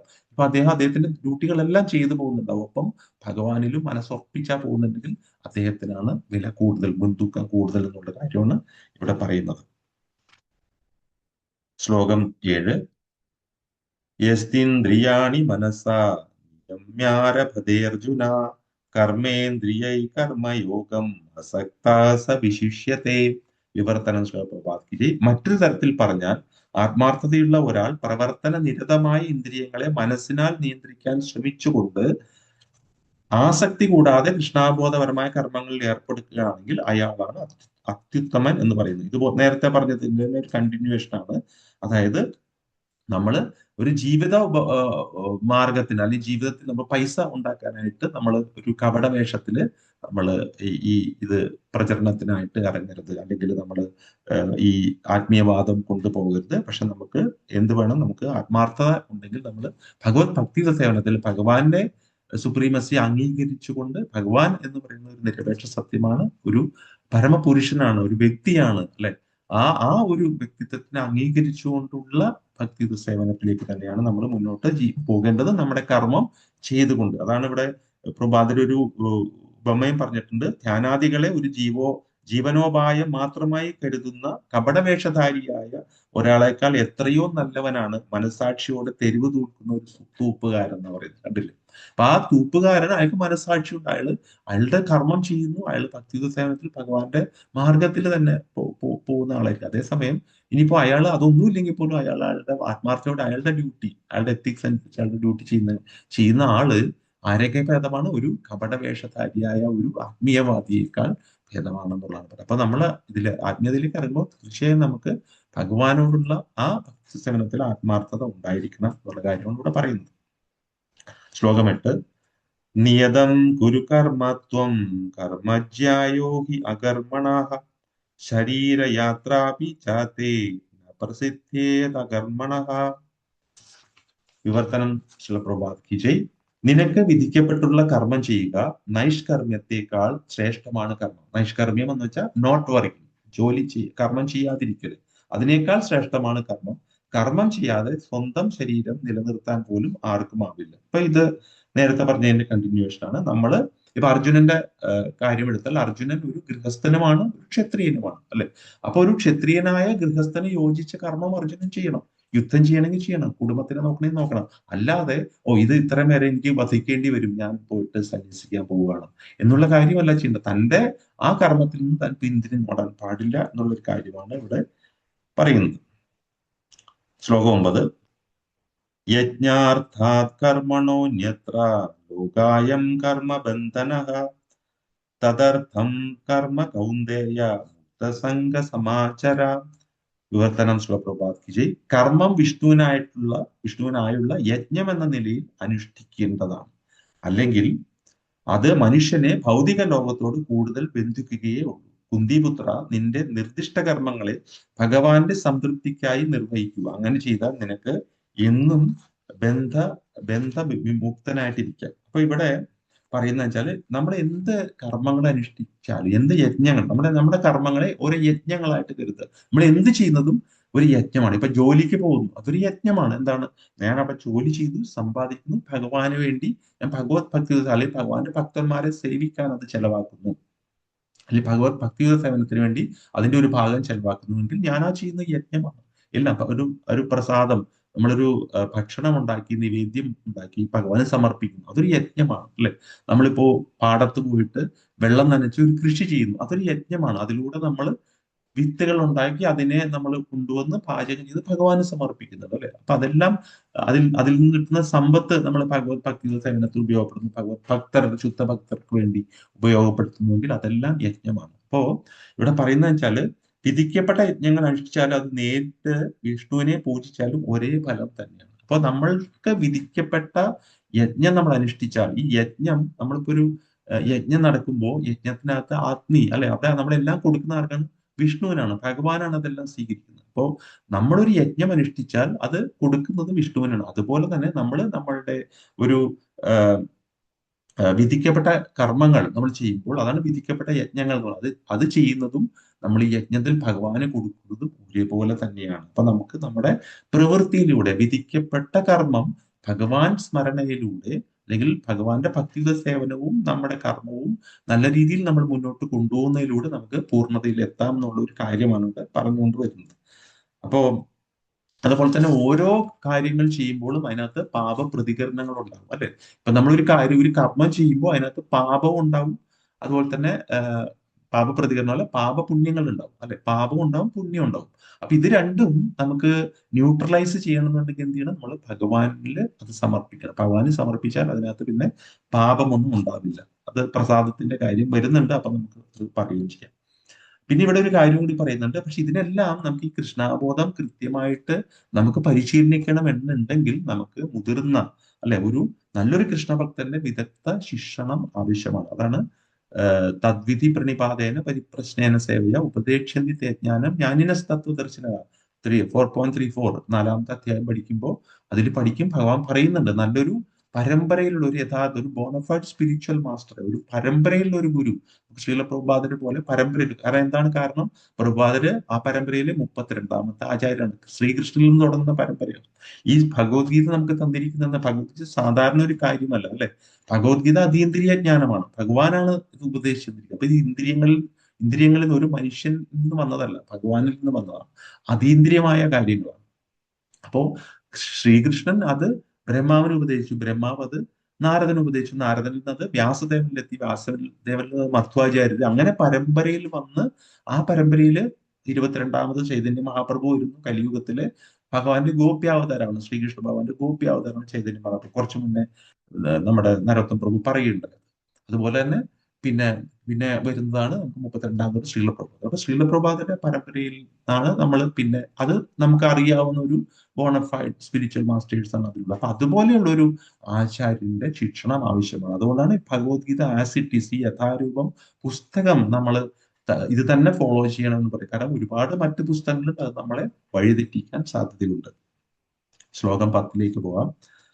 സഹ യജ്ഞ പ്രജാ സൃഷ്ട്വാ പുരോവാച പ്രജാപതി അനേന പ്രസവിഷ്യത്വം ഏഷാവോസ്തിഷ്ഠകാമധുക്. വിവർത്തനം ശ്രീലപ്രഭുപാദ്. സൃഷ്ടിയുടെ ആരംഭത്തിൽ പ്രജാപതി ദേവന്മാരെയും മനുഷ്യരെയും ഒപ്പം തന്നെ വിഷ്ണുവിനായുള്ള യജ്ഞങ്ങളെയും ഉൽപ്പാദിപ്പിച്ച ശേഷം അവരെ ഇങ്ങനെ ആശീർവദിച്ചു: ഈ യജ്ഞത്തെ കൊണ്ട് നിങ്ങൾ സന്തുഷ്ടരാകുക, മോക്ഷപ്രാപ്തിക്കും സുഖജീവിതത്തിനും വേണ്ടുന്നതെല്ലാം ഇതിൽ നിന്ന് ലഭിക്കും. അപ്പൊ സൃഷ്ടിച്ചപ്പോ വിഷ്ണു സൃഷ്ടി നടത്തി കഴിഞ്ഞപ്പോൾ ദേവന്മാരെയും മനുഷ്യരെയും സൃഷ്ടിച്ചതിനൊപ്പം യജ്ഞങ്ങളും സൃഷ്ടിച്ചിട്ടുണ്ട്. എന്തിനാണ്? ഈ യജ്ഞങ്ങൾ അനുഷ്ഠിച്ചാൽ മതി, നിങ്ങൾക്ക് ക്രമേണ ഉയർന്നു വന്നിട്ട് നമുക്ക് നമ്മളുടെ ആധ്യാത്മിക ധാമം പോകാൻ സാധിക്കും, നമുക്ക് ഈ ജന്മം നമുക്ക് ജരാവ്യാധിയിൽ മോചനം ലഭിക്കും എന്ന് കൃത്യമായി പറഞ്ഞിട്ടുണ്ട്. പക്ഷെ നമ്മൾ പോകുന്ന വഴി വേറെയാണെന്ന് മാത്രം. നമ്മൾ ആ കർമ്മത്തിന്റെ ഫലം കാക്ഷിച്ച് അതിന്റെ ഇന്ദ്രിയാസ്വാദനത്തിന് പോകുമ്പോഴാണ് നമ്മൾ മാർഗം തെറ്റിയിട്ട് ഇവിടെ തന്നെ കിടന്ന് കറങ്ങിക്കൊണ്ടിരിക്കുന്നത്. മറ്റേ വഴി വിട്ടു, നമ്മൾ പോകേണ്ട യഥാർത്ഥ വഴി അത് നമ്മൾ മാറിപ്പോകും. അതാണ് ഇവിടെ പറയുന്നത്. അപ്പോ ഇവിടെ നമ്മൾ ഈ പലതരം യജ്ഞങ്ങൾ നമുക്ക് അനുഷ്ഠിക്കാം. പക്ഷെ കലിയുഗത്തില് നമുക്ക് ചൈതന്യ മഹാപ്രഭു എടുത്ത് നമുക്ക് പറഞ്ഞു തന്നിരിക്കുന്നു. കുറച്ച് നമ്മൾ കേട്ടു അല്ലെ, നമ്മുടെ നരോത്തം പ്രഭു വിശദീകരിച്ചിരുന്നു നാമ മഹാത്മ്യത്തിന്റെ ഇതിൽ വിശദീകരണത്തിൽ പറഞ്ഞിരുന്നു. കലിയുഗത്തിൽ നമുക്ക് പറഞ്ഞിട്ടുള്ളത് ഹരേ കൃഷ്ണ മഹാമന്ത്ര ജപമാണ്. അപ്പൊ അത് ജപിച്ചാൽ മാത്രം മതി, വേറൊരു യജ്ഞവും നമ്മളിവിടെ ചെയ്യേണ്ടതില്ല എന്നാണ് പറയുന്നത്. അപ്പൊ നമുക്ക് ഹരേ കൃഷ്ണ കൃഷ്ണ കൃഷ്ണ ഹരേ ഹരേ, ഹരേ രാമ രാമ രാമ ഹരേ ഹരേ, ഈ മന്ത്രജപത്തിലൂടെ തന്നെ നമുക്ക് നമ്മുടെ കലിയുഗ യജ്ഞം നമ്മൾ നടത്തിക്കൊണ്ടുപോകാൻ സാധിക്കും. അപ്പൊ ആ യജ്ഞം നമ്മൾ ചെയ്യുന്നതിലൂടെ നമുക്ക് ഭഗവാനെ തന്നെയാണ് നമ്മൾ പ്രാപിക്കുന്നത്. അത് നമുക്ക് ആത്മാർത്ഥയോടെ ആ ജപം നടത്തിയാൽ തന്നെ നമുക്ക് ഭഗവത് ഭക്തിയുത സേവനത്തിൽ മുന്നേറാൻ നമുക്ക് സാധിക്കും എന്നുള്ളതാണ് ഈ ശ്ലോകം പറയുന്നത്. ശ്ലോകം 11. ഭവാൻ ഭാവയതാനേന തേ ദേവാ ഭാവയന്തു വാ പരസ്പരം ഭാവയന്ത ശ്രേയ പരം അവാപ്സ്യതാം. വിവർത്തനം ശ്രീലപ്രഭുപാദ് കി ജയ്.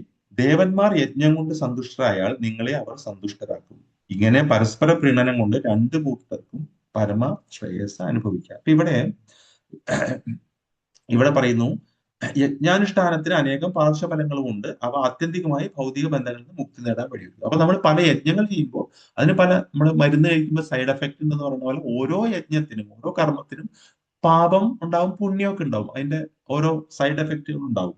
അപ്പോൾ പക്ഷെ അത് ആത്യന്തികമായിട്ട് നമ്മുടെ ശാസ്ത്ര വിധി പ്രകാരം നമ്മൾ ചെയ്തു പോയിക്കൊണ്ടിരുന്നാൽ ആത്യന്തികമായിട്ട് അത് നമുക്ക് മുക്തി നേടാനായിട്ട് വഴിയൊരുക്കും. നമുക്ക് ഒരു ശുദ്ധത വരാൻ, പരിശുദ്ധി വരാൻ തന്നെയായിട്ട് അത് വഴിയൊരുക്കും എന്നുള്ള കാര്യം പറയുന്നു. യജ്ഞാനുഷ്ഠാനങ്ങൾ കൊണ്ട് ഭക്ഷ്യവസ്തുക്കൾ ശുദ്ധീകരിക്കപ്പെടുന്നു. ശുദ്ധീകൃത ആഹാരങ്ങൾ ഭക്ഷിക്കരുത്, ജീവിതവും പൗത്രം. അപ്പൊ നമ്മള് യജ്ഞം ചെയ്യുമ്പോൾ നമുക്ക് ഭക്ഷ്യവസ്തുക്കൾ നമ്മളെ ശുദ്ധീകരിക്കപ്പെടും, നമ്മൾ ചെയ്യുന്ന കാര്യങ്ങൾ. അപ്പൊ അതുകൊണ്ട് നമ്മുടെ ജീവിതം ശുദ്ധമാകും. ജീവിതം ശുദ്ധമാകും, നമ്മുടെ മനസ്സ് ശുദ്ധമാകും. മനസ്സ് ശുദ്ധമാകും, നമുക്ക് മുക്തിമാർഗ ചിന്ത വരും, ഭഗവാനിലേക്ക് എങ്ങനെ പോകണം എന്നുള്ള ചിന്ത നമുക്ക് വരും. അപ്പൊ നമ്മൾ കൃഷ്ണാബോധത്തിലേക്ക് നീങ്ങാനുള്ള വഴി ഒരുങ്ങി വരും എന്നുള്ള കാര്യമാണ്. അപ്പൊ ഇവിടെ ഒരു പ്രധാന കാര്യമാണ് നമ്മുടെ പ്രസാദം എന്ന് പറയുന്നത്. ആഹാര ശുദ്ധ സത്വ ശുദ്ധി, ഇവിടെ ആ ശ്ലോകത്തിന്റെ ഇതാണ് നമ്മളിപ്പോ കണ്ടത്. അപ്പോ അത് നമുക്ക് വിശദമാക്കാം, അടുത്ത ശ്ലോകങ്ങൾ വരുമ്പോൾ വിശദമാക്കാം. ശ്ലോകം 12.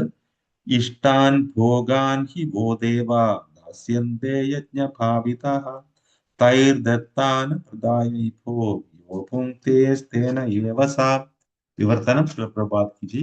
ജീവിതത്തിൽ വിവിധങ്ങളായ ആവശ്യങ്ങളുടെ ചുമതല വഹിക്കുന്ന ദേവന്മാർ യജ്ഞത്താൽ സന്തുഷ്ടരായി അവശ്യ വിഭവങ്ങളെല്ലാം മനുഷ്യൻ നൽകും. ഈ അനുഗ്രഹങ്ങളെ ആ ദേവന്മാർക്ക് തിരിച്ചു സമർപ്പിക്കാതെ മുഴുവൻ ആസ്വദിക്കുന്നവർ ചോരന്മാർ തന്നെയാണ്.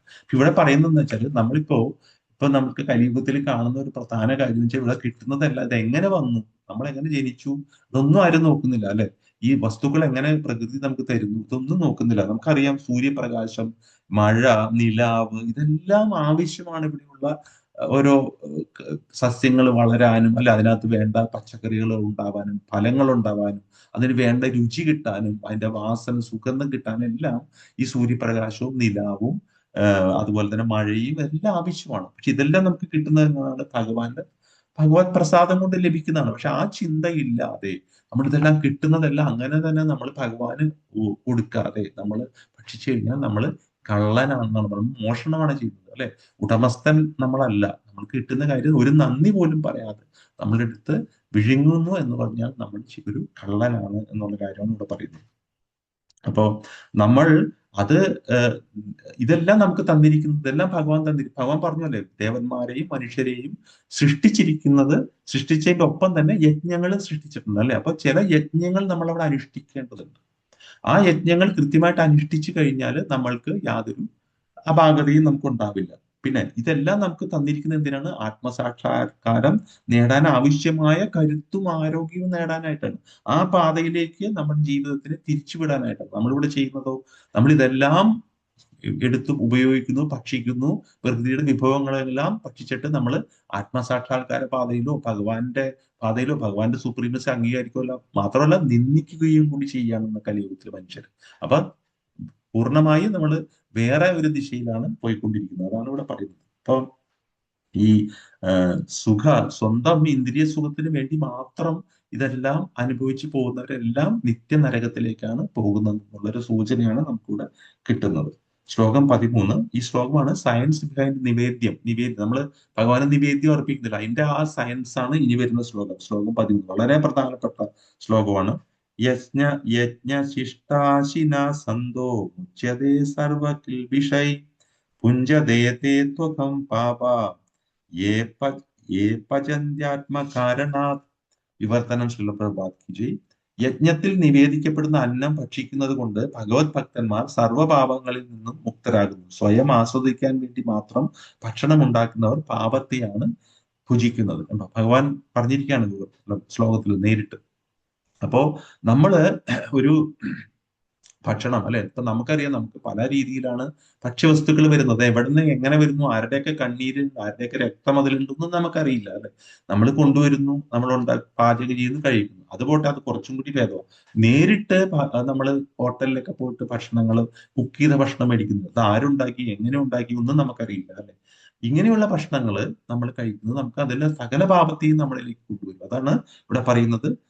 ആസ്വദിക്കാൻ വേണ്ടി മാത്രം ഭക്ഷണം ഉണ്ടാക്കുന്ന പാപത്തെയാണ് ഭുജിക്കുന്നത് അല്ലെ. വാങ്ങിക്കുന്നത് പോട്ടെ, നമ്മൾ തന്നെ ഉണ്ടാക്കിയിട്ട് ഭഗവാനൊന്നും സമർപ്പിക്കാതെ നമ്മൾ നേരിട്ട് കഴിച്ചാൽ അത് പാപമാണ് നമ്മൾ ഭക്ഷിക്കുന്നത്. ഏതൊക്കെ പാപം അതിലൂടെ നമ്മൾക്ക് വന്നു കയറുന്നു എന്ന് നമുക്കറിയില്ല. അപ്പൊ നമ്മൾ എന്ത് ചെയ്യണം എന്ന് വെച്ചാൽ നമ്മൾ ശുദ്ധിയോടെ അല്ലെ, നമ്മളിലും ശുദ്ധി ഉണ്ടായിരിക്കണം, നമ്മൾ എടുക്കുന്ന സാധനങ്ങളിൽ ശുദ്ധി. ആ സാധനങ്ങളെല്ലാം പച്ചക്കറി പഴവർഗ്ഗങ്ങളായാലും അതുപോലെ തന്നെ ഉള്ളി, വെളുത്തുള്ളി, ഇത്തരം കാര്യങ്ങളൊന്നും ഇല്ലാതെയുള്ള ഒരു ഭക്ഷണം നമ്മൾ പാചകം ചെയ്ത് ഭക്തിയോടെയും സ്നേഹത്തോടു കൂടിയും നമ്മൾ ഭഗവാന് സമർപ്പിക്കണം. ഭഗവാന് സമർപ്പിച്ചതിന് ശേഷം ഭഗവാൻ അത് സ്വീകരിച്ചു എന്നുള്ള ആ ഒരു വിശ്വാസത്തോടു കൂടി നമ്മൾ അത് എടുത്തിട്ട് നമ്മൾ അത് ഭക്ഷിക്കുക, നമ്മൾ എല്ലാവരും അത് ഭക്ഷിക്കുക, നമ്മുടെ വീട്ടുകാർക്കോ ആർക്കൊക്കെയാന്ന് വെച്ചാൽ അത് അതാണ് പ്രസാദം എന്ന് പറയുന്നത്. അതാണ് നമ്മൾ ഭക്ഷിക്കുന്നത്. അതിൽ പാപമില്ല എന്നുള്ള കാര്യമാണ് ഇവിടെ പറയുന്നത്. അപ്പൊ നമ്മളെ എല്ലാ ഭൗതിക ലോകത്തിലെ പാപങ്ങളിൽ നിന്നെല്ലാം അത് ഒഴിച്ചു നിർത്തുന്നു എന്നുള്ളതാണ്. അത് 9ാമത്തെ അധ്യായം പഠിക്കുമ്പോൾ 9.27 പഠിക്കും ഒരു യത് കരോഷി യദസ്നാസി ഒരു ശ്ലോകമുണ്ട്. അതിനകത്ത് ഭഗവാൻ കൃത്യമായിട്ട് പറയുന്നു, നീ എന്ത് ഭക്ഷിക്കുന്നുവോ എന്ത് നിവേദിക്കുന്നുവോ എല്ലാം എല്ലാം എനിക്ക് നിവേദിക്കുക, ആദ്യം എനിക്ക് സമർപ്പിക്കുക എന്നുള്ള കാര്യം എടുത്തു പറയുന്നുണ്ട്. എന്ത് ചിന്തിക്കുന്നു അതെല്ലാം, എന്ത് തപശ്ചര്യകൾ അനുഷ്ഠിക്കുന്നു എല്ലാം ഭഗവാൻ, അതായത് എല്ലാത്തിലും ഭഗവാനാണ് നമ്മൾ ആദ്യം സമർപ്പിക്കുന്നത്. അപ്പൊ ആ ഭഗവത് ചിന്ത, അതാണ് കൃഷ്ണാവബോധം. ആ അവബോധം നമ്മളിൽ വന്നു കഴിഞ്ഞാൽ തന്നെ നമ്മൾക്ക് ശുദ്ധീകരണം ആരംഭിക്കും. പിന്നെ നമ്മുടെ എല്ലാ കർമ്മങ്ങളും നമുക്ക് വളരെ കൃത്യതയോടെ ചെയ്തു പോകാൻ സാധിക്കും. അതിന്റെ പാപപ്രതികരണങ്ങളൊന്നും നമ്മളിൽ ഉണ്ടാകില്ല. ഇതാണ് അർജുനന് ഭഗവാൻ മനസ്സിലാക്കി കൊടുക്കുന്നത്, നമുക്കും മനസ്സിലാക്കി തരുന്നത്. ശ്ലോകം 14. അന്നാത് ഭവന്തി ഭൂതാനി പർജന്യാദന്ന സംഭവഃ യജ്ഞാത് ഭവതി പർജന്യോ യജ്ഞകർമ്മ സമുദ്ഭവഃ. വിവർത്തനം ശ്രീല പ്രഭുപാദ് കി. എല്ലാ ജീവജാലങ്ങളും ധാന്യങ്ങൾ കൊണ്ട് ജീവിക്കുന്നു. അതാകട്ടെ മഴ മൂലമുണ്ടാകുന്നു, മഴ യജ്ഞത്തിൽ നിന്നുണ്ടാകുന്നു, യജ്ഞങ്ങൾ വിധിപ്രകാരമുള്ള കർമ്മങ്ങളിൽ നിന്ന്. ആ കണക്ഷൻ ഇവിടെ പറയുകയാണ്.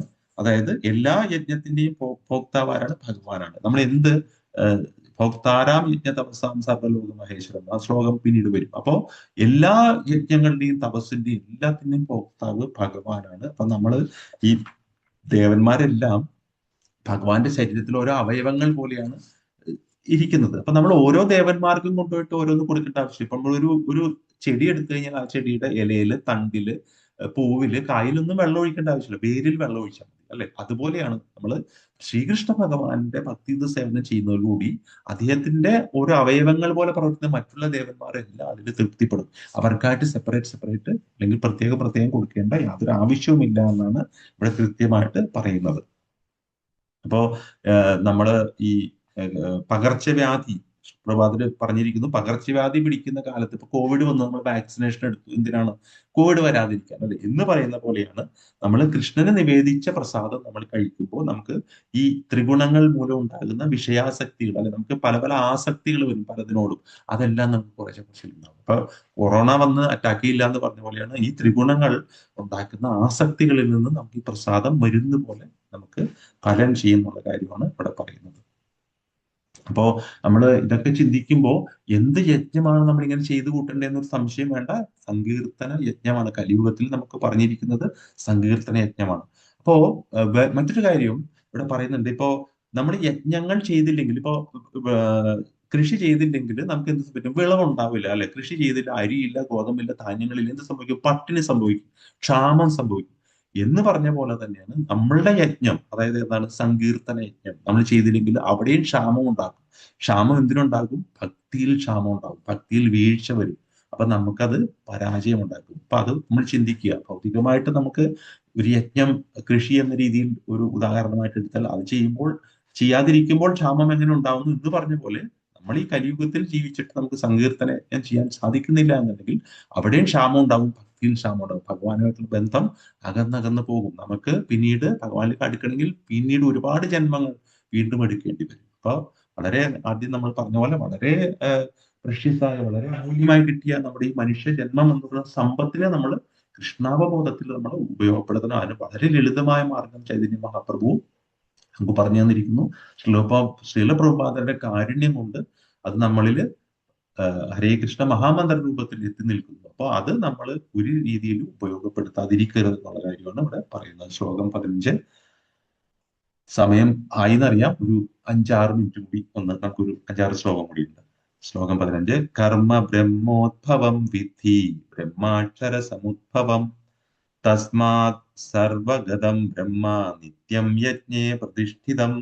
വിവർത്തനം ബൈ ശ്രീല പ്രഭുപാദ്, ജയശ്രീല പ്രഭുപാദ്. വേദങ്ങളിൽ നിയന്ത്രിത കർമ്മവിധികൾ വിവരിച്ചിട്ടുണ്ട്. പരമദിവ്യോത്തമ പുരുഷനിൽ നിന്ന് നേരിട്ട് ഉത്ഭവിച്ചതാണ് വേദങ്ങൾ. അതിനാൽ സർവ്വവ്യാപകമായ അതീന്ദ്രിയ സത്ത യജ്ഞകർമ്മങ്ങളിലാണ് എന്നും കുടികൊള്ളുന്നത്. ഇവിടെ നമ്മൾ മനസ്സിലാക്കേണ്ട കാര്യം, ഈ വേദങ്ങളെല്ലാം വന്നിരിക്കുന്നത് എവിടെ നിന്നാണ്? ഭഗവാനിൽ. മനുഷ്യനായിട്ട് രചിക്കപ്പെട്ടതല്ല, നമുക്കറിയാം.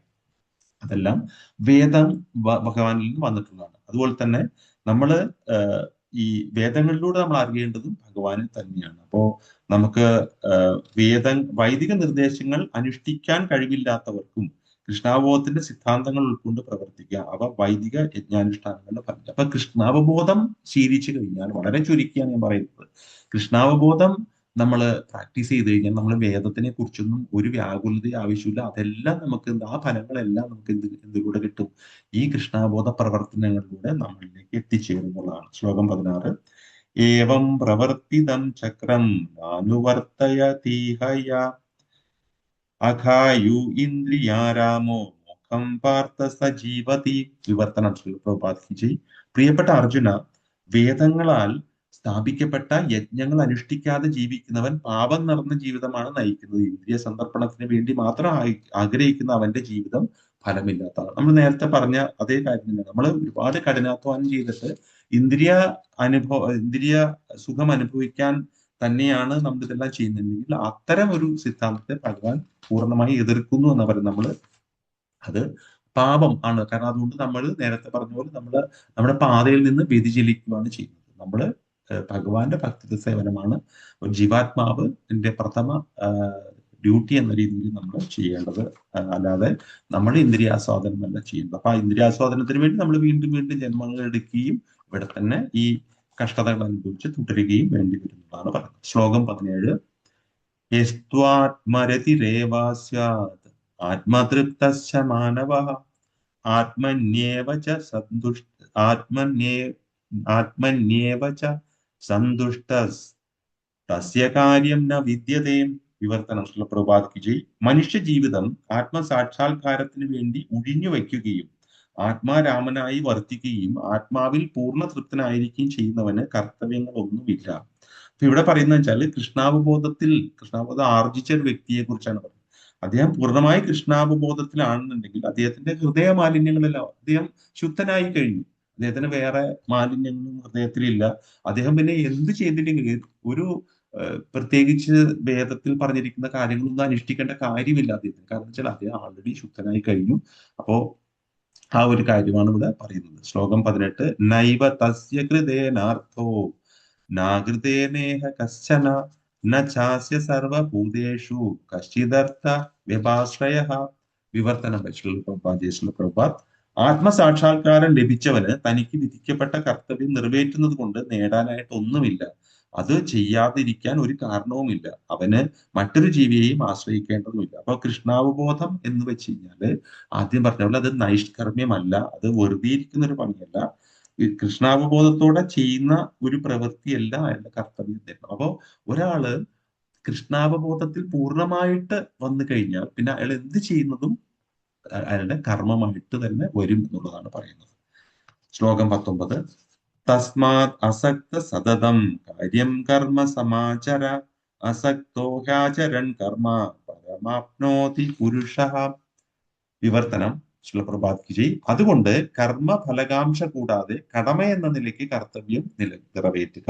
നിഷ്കാമ പ്രവർത്തനം ഭക്തനെ പരമപദത്തിലെത്തിക്കും. പരമപദം എന്ന് വെച്ചാൽ ഭഗവാന്റെ ധാമത്തിൽ നമ്മളെ എത്തിക്കും. അതിനപ്പുറം നമുക്ക് പോകാനില്ല, അല്ലെ? അപ്പൊ ഇവിടെ പറയുന്നത് കർമ്മഫലകാംക്ഷ. അപ്പൊ നമ്മൾ ഒരു കാര്യം ചെയ്യുമ്പോൾ ഫലം ഇച്ഛിക്കാതെ നമ്മൾ ആ കർമ്മങ്ങൾ ചെയ്യുക. ഒരു കടമ എന്ന നിലയ്ക്ക് നമ്മൾ നമ്മുടെ അതാണ് നിഷ്കാമ കർമ്മം. അപ്പൊ ഇതാണ് അർജുനന്റെ സംശയം. അർജുനന്റെ സംശയം എന്തായിരുന്നു? രണ്ടാമത്തെ 2.49 വന്നപ്പോ സംശയം എന്തായിരുന്നു? ഞാൻ എന്റെ കർമ്മം ഫലം ത്യജിച്ച് കർമ്മം ചെയ്യണോ അതോ കർമ്മം ഉപേക്ഷിച്ചിട്ട് ഞാൻ ആത്മീയവും ഭൗതികവുമായ കാര്യങ്ങളെ കുറിച്ച് ഒരു വിചിന്തനം ചെയ്യണമെന്നായിരുന്നു. അപ്പൊ ഇവിടെ വളരെ കൃത്യമായിട്ട് ഭഗവാൻ പറയുന്നുണ്ട്, നിഷ്കാമ പ്രവർത്തനമാണ് നമ്മളെ പരമപദത്തിൽ എത്തിക്കുന്നത്. അപ്പൊ പരമപദം എന്ന് പറഞ്ഞു കഴിഞ്ഞാൽ ഒരു സാധാരണ വ്യക്തിയെ സംബന്ധിച്ച് അത് മോക്ഷമാണ്, അല്ലെ? മോക്ഷം, മുക്തി എന്ന് പറയും. ഒരു ഭക്തനെ സംബന്ധിച്ച് അത് ഭഗവാൻ തന്നെയാണ്. ഭഗവാനിലേക്ക് നമുക്ക് എത്താനായിരിക്കും, ഭഗവാനെ നമുക്ക് ലഭിക്കുന്നതിന് തുല്യമാണെന്നുള്ളതാണ്. അപ്പോ ശ്ലോകം 20. കർമ്മണൈവ ഹി സംസിദ്ധി ആസ്ഥിതാജനകാദയഃ ലോകസംഗ്രഹമേവാപി സമ്പശ്യൻ കർത്തുമർഹസി. വിവർത്തനം പ്രഭാത്. ജനകൻ മുതലായ രാജാക്കന്മാർ തങ്ങൾക്ക് വിധിച്ച കർമ്മങ്ങൾ മാത്രം അനുഷ്ഠിച്ച് പരിപൂർണതയിൽ എത്തിച്ചേർന്നു. അതിനാൽ സാമാന്യ ജനങ്ങളെ പഠിപ്പിക്കുന്നതിനായി നീ കർമ്മം ചെയ്യേണ്ടിയിരിക്കുന്നു. ഇവിടെ ഭഗവാൻ ജനക മഹാരാജാവ് ഉദാഹരണത്തിൽ കൊണ്ടുവന്നു. അപ്പൊ രാജാക്കന്മാരില് ജനക മഹാരാജാവ് അത്രയും അത്യുന്നതനാണ് ഭക്തിയിലും. അപ്പോ ഈ ജനക മഹാരാജാവ് പോലെയുള്ള രാജാക്കന്മാര് തങ്ങൾക്ക് വിധിക്കപ്പെട്ട, ഇപ്പൊ അർജുനൻ വിധിക്കപ്പെട്ട കർമ്മം എന്താണ്? ക്ഷത്രിയൻ എന്ന നിലയ്ക്ക് യുദ്ധം ചെയ്യണം, അല്ലെ? ഇത് അവിടെ നിന്ന് ഒളിച്ചോടാൻ നോക്കുക. അപ്പൊ ഇവിടെ ഉദാഹരണം പറയുന്നത് ജനക മഹാരാജാവ് പോലുള്ള രാജാക്കന്മാരെല്ലാം ഇതുപോലെ ഒന്നും ഒളിച്ചോടിയിട്ടില്ല. അവര് തങ്ങൾക്ക് വിധിച്ച കർമ്മങ്ങൾ മാത്രം അനുഷ്ഠിച്ച് അവരെവിടെ എത്തി? പരിപൂർണതയിൽ എത്തിച്ചേർന്നു. പരിപൂർണതയിൽ എത്തിച്ചാൽ അവർ ഭഗവാനിലേക്ക് എത്തി. അവരുടെ ആ മനുഷ്യ ജന്മം എന്നുള്ളതിന്റെ ലക്ഷ്യമായ പൂർണ്ണതയിലേക്ക് അവർ എത്തിച്ചേർന്നു. അതിനാൽ നീ എന്ത് ചെയ്യണമെന്ന് വെച്ചാൽ സാമാന്യ ജനങ്ങൾ, മറ്റുള്ളവര് നിന്നെ മോഡൽ പോലെ നോക്കും. അർജുനൻ എന്താ ചെയ്ത്? അർജുനൻ കുരുക്ഷേത്ര യുദ്ധത്തിൽ നിന്ന് ഓടിപ്പോയി. നമ്മൾ പറയും, ഓ അദ്ദേഹം പേടിച്ചോടിയതാണ്. അങ്ങനെ പറയാൻ പാടില്ല, അല്ലെ? നീ മറ്റുള്ളവർക്ക് മാതൃകയാണ്, മറ്റുള്ളവർക്ക് പഠിക്കണം. അതിനു വേണ്ടിയിട്ട് നീ നിന്റെ ഡ്യൂട്ടി ചെയ്യണം. അപ്പൊ ഇവിടെ പറയുന്നുണ്ട്, ഭഗവാൻ കൃഷ്ണനും നിത്യസുഹൃത്തായ അർജുനനും കുരുക്ഷേത്രത്തിൽ യുദ്ധം ചെയ്യേണ്ട ആവശ്യമില്ലായിരുന്നു. നമുക്കറിയാം, പരമദിവ്യോത്തമ പുരുഷനായ ഭഗവാൻ ഒരു അർജുനെ കൊണ്ട് യുദ്ധം ചെയ്യിച്ച് ഓരോരുത്തരെ വധിക്കേണ്ട ആവശ്യമില്ല. ഒറ്റ നോട്ടത്തിലൂടെ, അല്ലെ, ഒരു ചിന്തയിലൂടെ ഭഗവാന് അതെല്ലാം സാധിക്കും, എല്ലാവരെയും വധിക്കും. പക്ഷെ നീതിവാദങ്ങൾ കൊണ്ട് ഫലമില്ലാതെ വരുന്നിടത്ത് ഹിംസ ആവശ്യമാണെന്ന് സാമാന്യ ജനങ്ങളെ ബോധ്യപ്പെടുത്താനാണ് അവർ യുദ്ധം ചെയ്തത്. അപ്പൊ ഇതെല്ലാം നമുക്ക് വേണ്ടി ഭഗവാൻ എല്ലാം കരുണാമയനായ ഭക്തവത്സലനായ ഭഗവാൻ നമുക്ക് കാണിച്ചു തരുന്നതാണ് ഇതെല്ലാം. ശ്ലോകം 21. യദ്യദാചരതി ശ്രേഷ്ഠസ്തദ്ദേവതരോ ജനഃ സയത് പ്രമാണം കുരുതേ ലോകസ്തനുവർത്തതേ. വിവർത്തനം ശ്രീപ്രഭുപാദ് കി ജയ്. ഒരു ശ്രേഷ്ഠനായ വ്യക്തി എന്തു തന്നെ ചെയ്താലും സാധാരണ ജനങ്ങൾ അദ്ദേഹത്തെ അനുകരിക്കുന്നു. മാതൃകാപരങ്ങളായ പ്രവൃത്തികളിൽ അദ്ദേഹം സ്വീകരിക്കുന്ന മാനദണ്ഡങ്ങളെ ലോകമൊട്ടാകെ ആചരിക്കുന്നു. അപ്പൊ ഇവിടെ ആചാര്യനെ കാര്യം കൂടി പറയുന്നുണ്ട്. അപ്പൊ നമ്മൾ എന്ത് ചെയ്താലും ഒരു ശ്രേഷ്ഠനായ വ്യക്തി, അല്ലെ, ഒരു നേതാവ് എന്ത് കാണിക്കുന്നു അത് നമ്മള് നമ്മുടെ നാട്ടിലൊക്കെ കാണുന്ന കാര്യം, അല്ലെ? നല്ല രീതിയിലാണെങ്കിൽ നേതാവ് ചെയ്യുന്നത് നല്ല കാര്യമാണെങ്കിൽ അണികൾ അതുപോലെ തന്നെ ജനങ്ങളും അതുപോലെ തന്നെ അനുസരിക്കും. പക്ഷെ നേതാവ് മോശപ്പെട്ട കാര്യങ്ങൾ കാണിച്ചാൽ അത് അനുസരിച്ച് പോയാൽ നമ്മള് അവതാളത്തിലാവും. അതാണ് ഇവിടെ പറഞ്ഞത്. അപ്പോ നല്ല പ്രവൃത്തികളാൽ, നല്ല പ്രവൃത്തികളാൽ സമൂഹത്തെ ഉദ്ബുദ്ധമാക്കാൻ കഴിവുള്ള ഒരു നേതാവിനെയാണ് പൊതുജനങ്ങൾക്ക് ആവശ്യം, അല്ലെ? അപ്പൊ ഇതിനാണ് നമുക്ക് ഒരു ആചാര്യൻ വേണം എന്ന് പറയുന്നത്. സ്വന്തം ആചരണം കൊണ്ട് മറ്റുള്ളവരെ പഠിപ്പിക്കുന്ന ശ്രേഷ്ഠനായ വ്യക്തിയാണ് ആചാര്യൻ. അപ്പൊ ശ്രീലപ്രഭാത പോലുള്ള ആചാര്യന്മാര്, അദ്ദേഹത്തിന്റെ ശിഷ്യര്, പരിശുദ്ധ ഭക്തര് നമ്മൾക്ക് വഴികാട്ടികളാണ്. അപ്പൊ ഇവിടെ എന്തിനാണ് ജനക മഹാരാജാവിന്റെ കാര്യം ഭഗവാൻ പറഞ്ഞതെന്ന് വെച്ചാൽ, നേരത്തെ പറഞ്ഞ പോലെ അദ്ദേഹം ഭഗവത് ഭക്തനായത് കൊണ്ട് തനിക്കുള്ള കർമ്മങ്ങൾ മാത്രം അനുഷ്ഠിച്ച് പരിപൂർണതയിൽ എത്തി, അല്ലെ? അപ്പോ അതൊരു ഉദാഹരണം കാണിക്കുകയാണ്. നേരത്തെ പറഞ്ഞ ഞാൻ റിപ്പീറ്റ് ചെയ്യാണ്. അപ്പൊ അർജുനൻ ചെയ്യേണ്ടത് എന്താ വെച്ചാല്, താനൊരു ക്ഷത്രിയനാണ്, അല്ലെ? അപ്പോ ഭഗവാൻ പരമദിവ്യോത്തമ പുരുഷനായ ഭഗവാൻ പറയുന്നത് മറ്റൊന്നും ഞാൻ നോക്കേണ്ടതില്ല. ഭഗവാൻ പറയുന്നത് അനുസരിക്കുക. ഭഗവാൻ പറഞ്ഞ അനുസരിച്ച് കഴിഞ്ഞാൽ അതെന്റെ കർമ്മമായി മാറും, അല്ലെ? ഭഗവാന്റെ സേവയാണത്. ഭഗവാൻ പറയുന്ന അനുസരിക്കുന്നത് ഭഗവത് ഭക്തി സേവനമായി. അപ്പൊ ഭഗവാൻ പറയുന്ന അനുസരിക്കുന്നതോടുകൂടി അത് എന്റെ കർമ്മമായി മാറും. അതിനകത്ത് ഒരു പാപചിന്തയോ പുണ്യചിന്തയോ ഒന്നും നമുക്ക് ആവശ്യമില്ല. അതെല്ലാം ഭഗവാൻ നോക്കിക്കോളും. ഈ ഒരു ഉദാഹരണത്തോടു കൂടിയാണ് ഈ ഭാഗം ഇവിടെ അവസാനിക്കുന്നത്. ഇനി അങ്ങോട്ടുള്ളത് വളരെ വളരെ രസകരമായാണ്. കാരണം ഇനി കൃഷ്ണൻ പറയുന്നത് ഒരു അടുത്ത വലിയൊരു നല്ല ഉദാഹരണമാണ്. കൃഷ്ണനെ തന്നെ പറയാണ് 22ാമത്തെ ശ്ലോകം തുടങ്ങി അങ്ങോട്ട് പറയുന്നത്. അപ്പൊ അത് അടുത്ത ദിവസം അടുത്ത ക്ലാസ്സിൽ കേൾക്കാം. വളരെ പെട്ടെന്നാണ് ഈ കർമ്മയോഗം പോയത്. വളരെ സ്പീഡിൽ പോകേണ്ടി വന്നു ഈ ശ്ലോകങ്ങൾ തീർക്കാൻ. എല്ലാവർക്കും മനസ്സിലായി കാണും എന്ന് കരുതുന്നു. ഹരേ കൃഷ്ണ. വേറെ എന്തെങ്കിലും തെറ്റുകുറ്റങ്ങൾ ഉണ്ടെങ്കിൽ ദയവായി ക്ഷമിക്കുക. ഹരേ കൃഷ്ണ. താങ്ക് യു രാജേഷ് പ്രഭു. അപ്പൊ ആർക്കെങ്കിലും എന്തെങ്കിലും സംശയങ്ങളോ അല്ലെങ്കിൽ എന്തെങ്കിലും നിങ്ങൾക്ക് ഇഷ്ടപ്പെട്ട പോയിന്റ്സ് പറയോ, ഇന്നത്തെ ക്ലാസ്സിൽ നിങ്ങൾക്ക് മനസ്സിലായ എന്തെങ്കിലും പറയാനുണ്ടെങ്കിൽ നിങ്ങൾക്ക് മൈക്ക് ഓൺ ആക്കിയിട്ട് ഒന്ന് വീഡിയോ വേണമെങ്കിൽ പറ്റുമെങ്കിൽ വീഡിയോ ടേൺ ഓൺ ചെയ്തിട്ട് നിങ്ങൾക്ക് പറയാവുന്നതാണ്, ചോദിക്കാവുന്നതാണ്. നിങ്ങളെ മിക്കവരെയും നമ്മൾ വീഡിയോ ഓൺ ആക്കാത്തതുകൊണ്ട് നിങ്ങളുമായിട്ട് ഞങ്ങൾക്ക് നിങ്ങളെ പരിചയമില്ല. അപ്പൊ ഇതൊരു നല്ലൊരു അവസരമാണ്. നിങ്ങൾക്ക് എന്തെങ്കിലും പറയാനുണ്ടെങ്കിൽ പറയാം, സംശയങ്ങൾ ഉണ്ടെങ്കിൽ ചോദിക്കാം.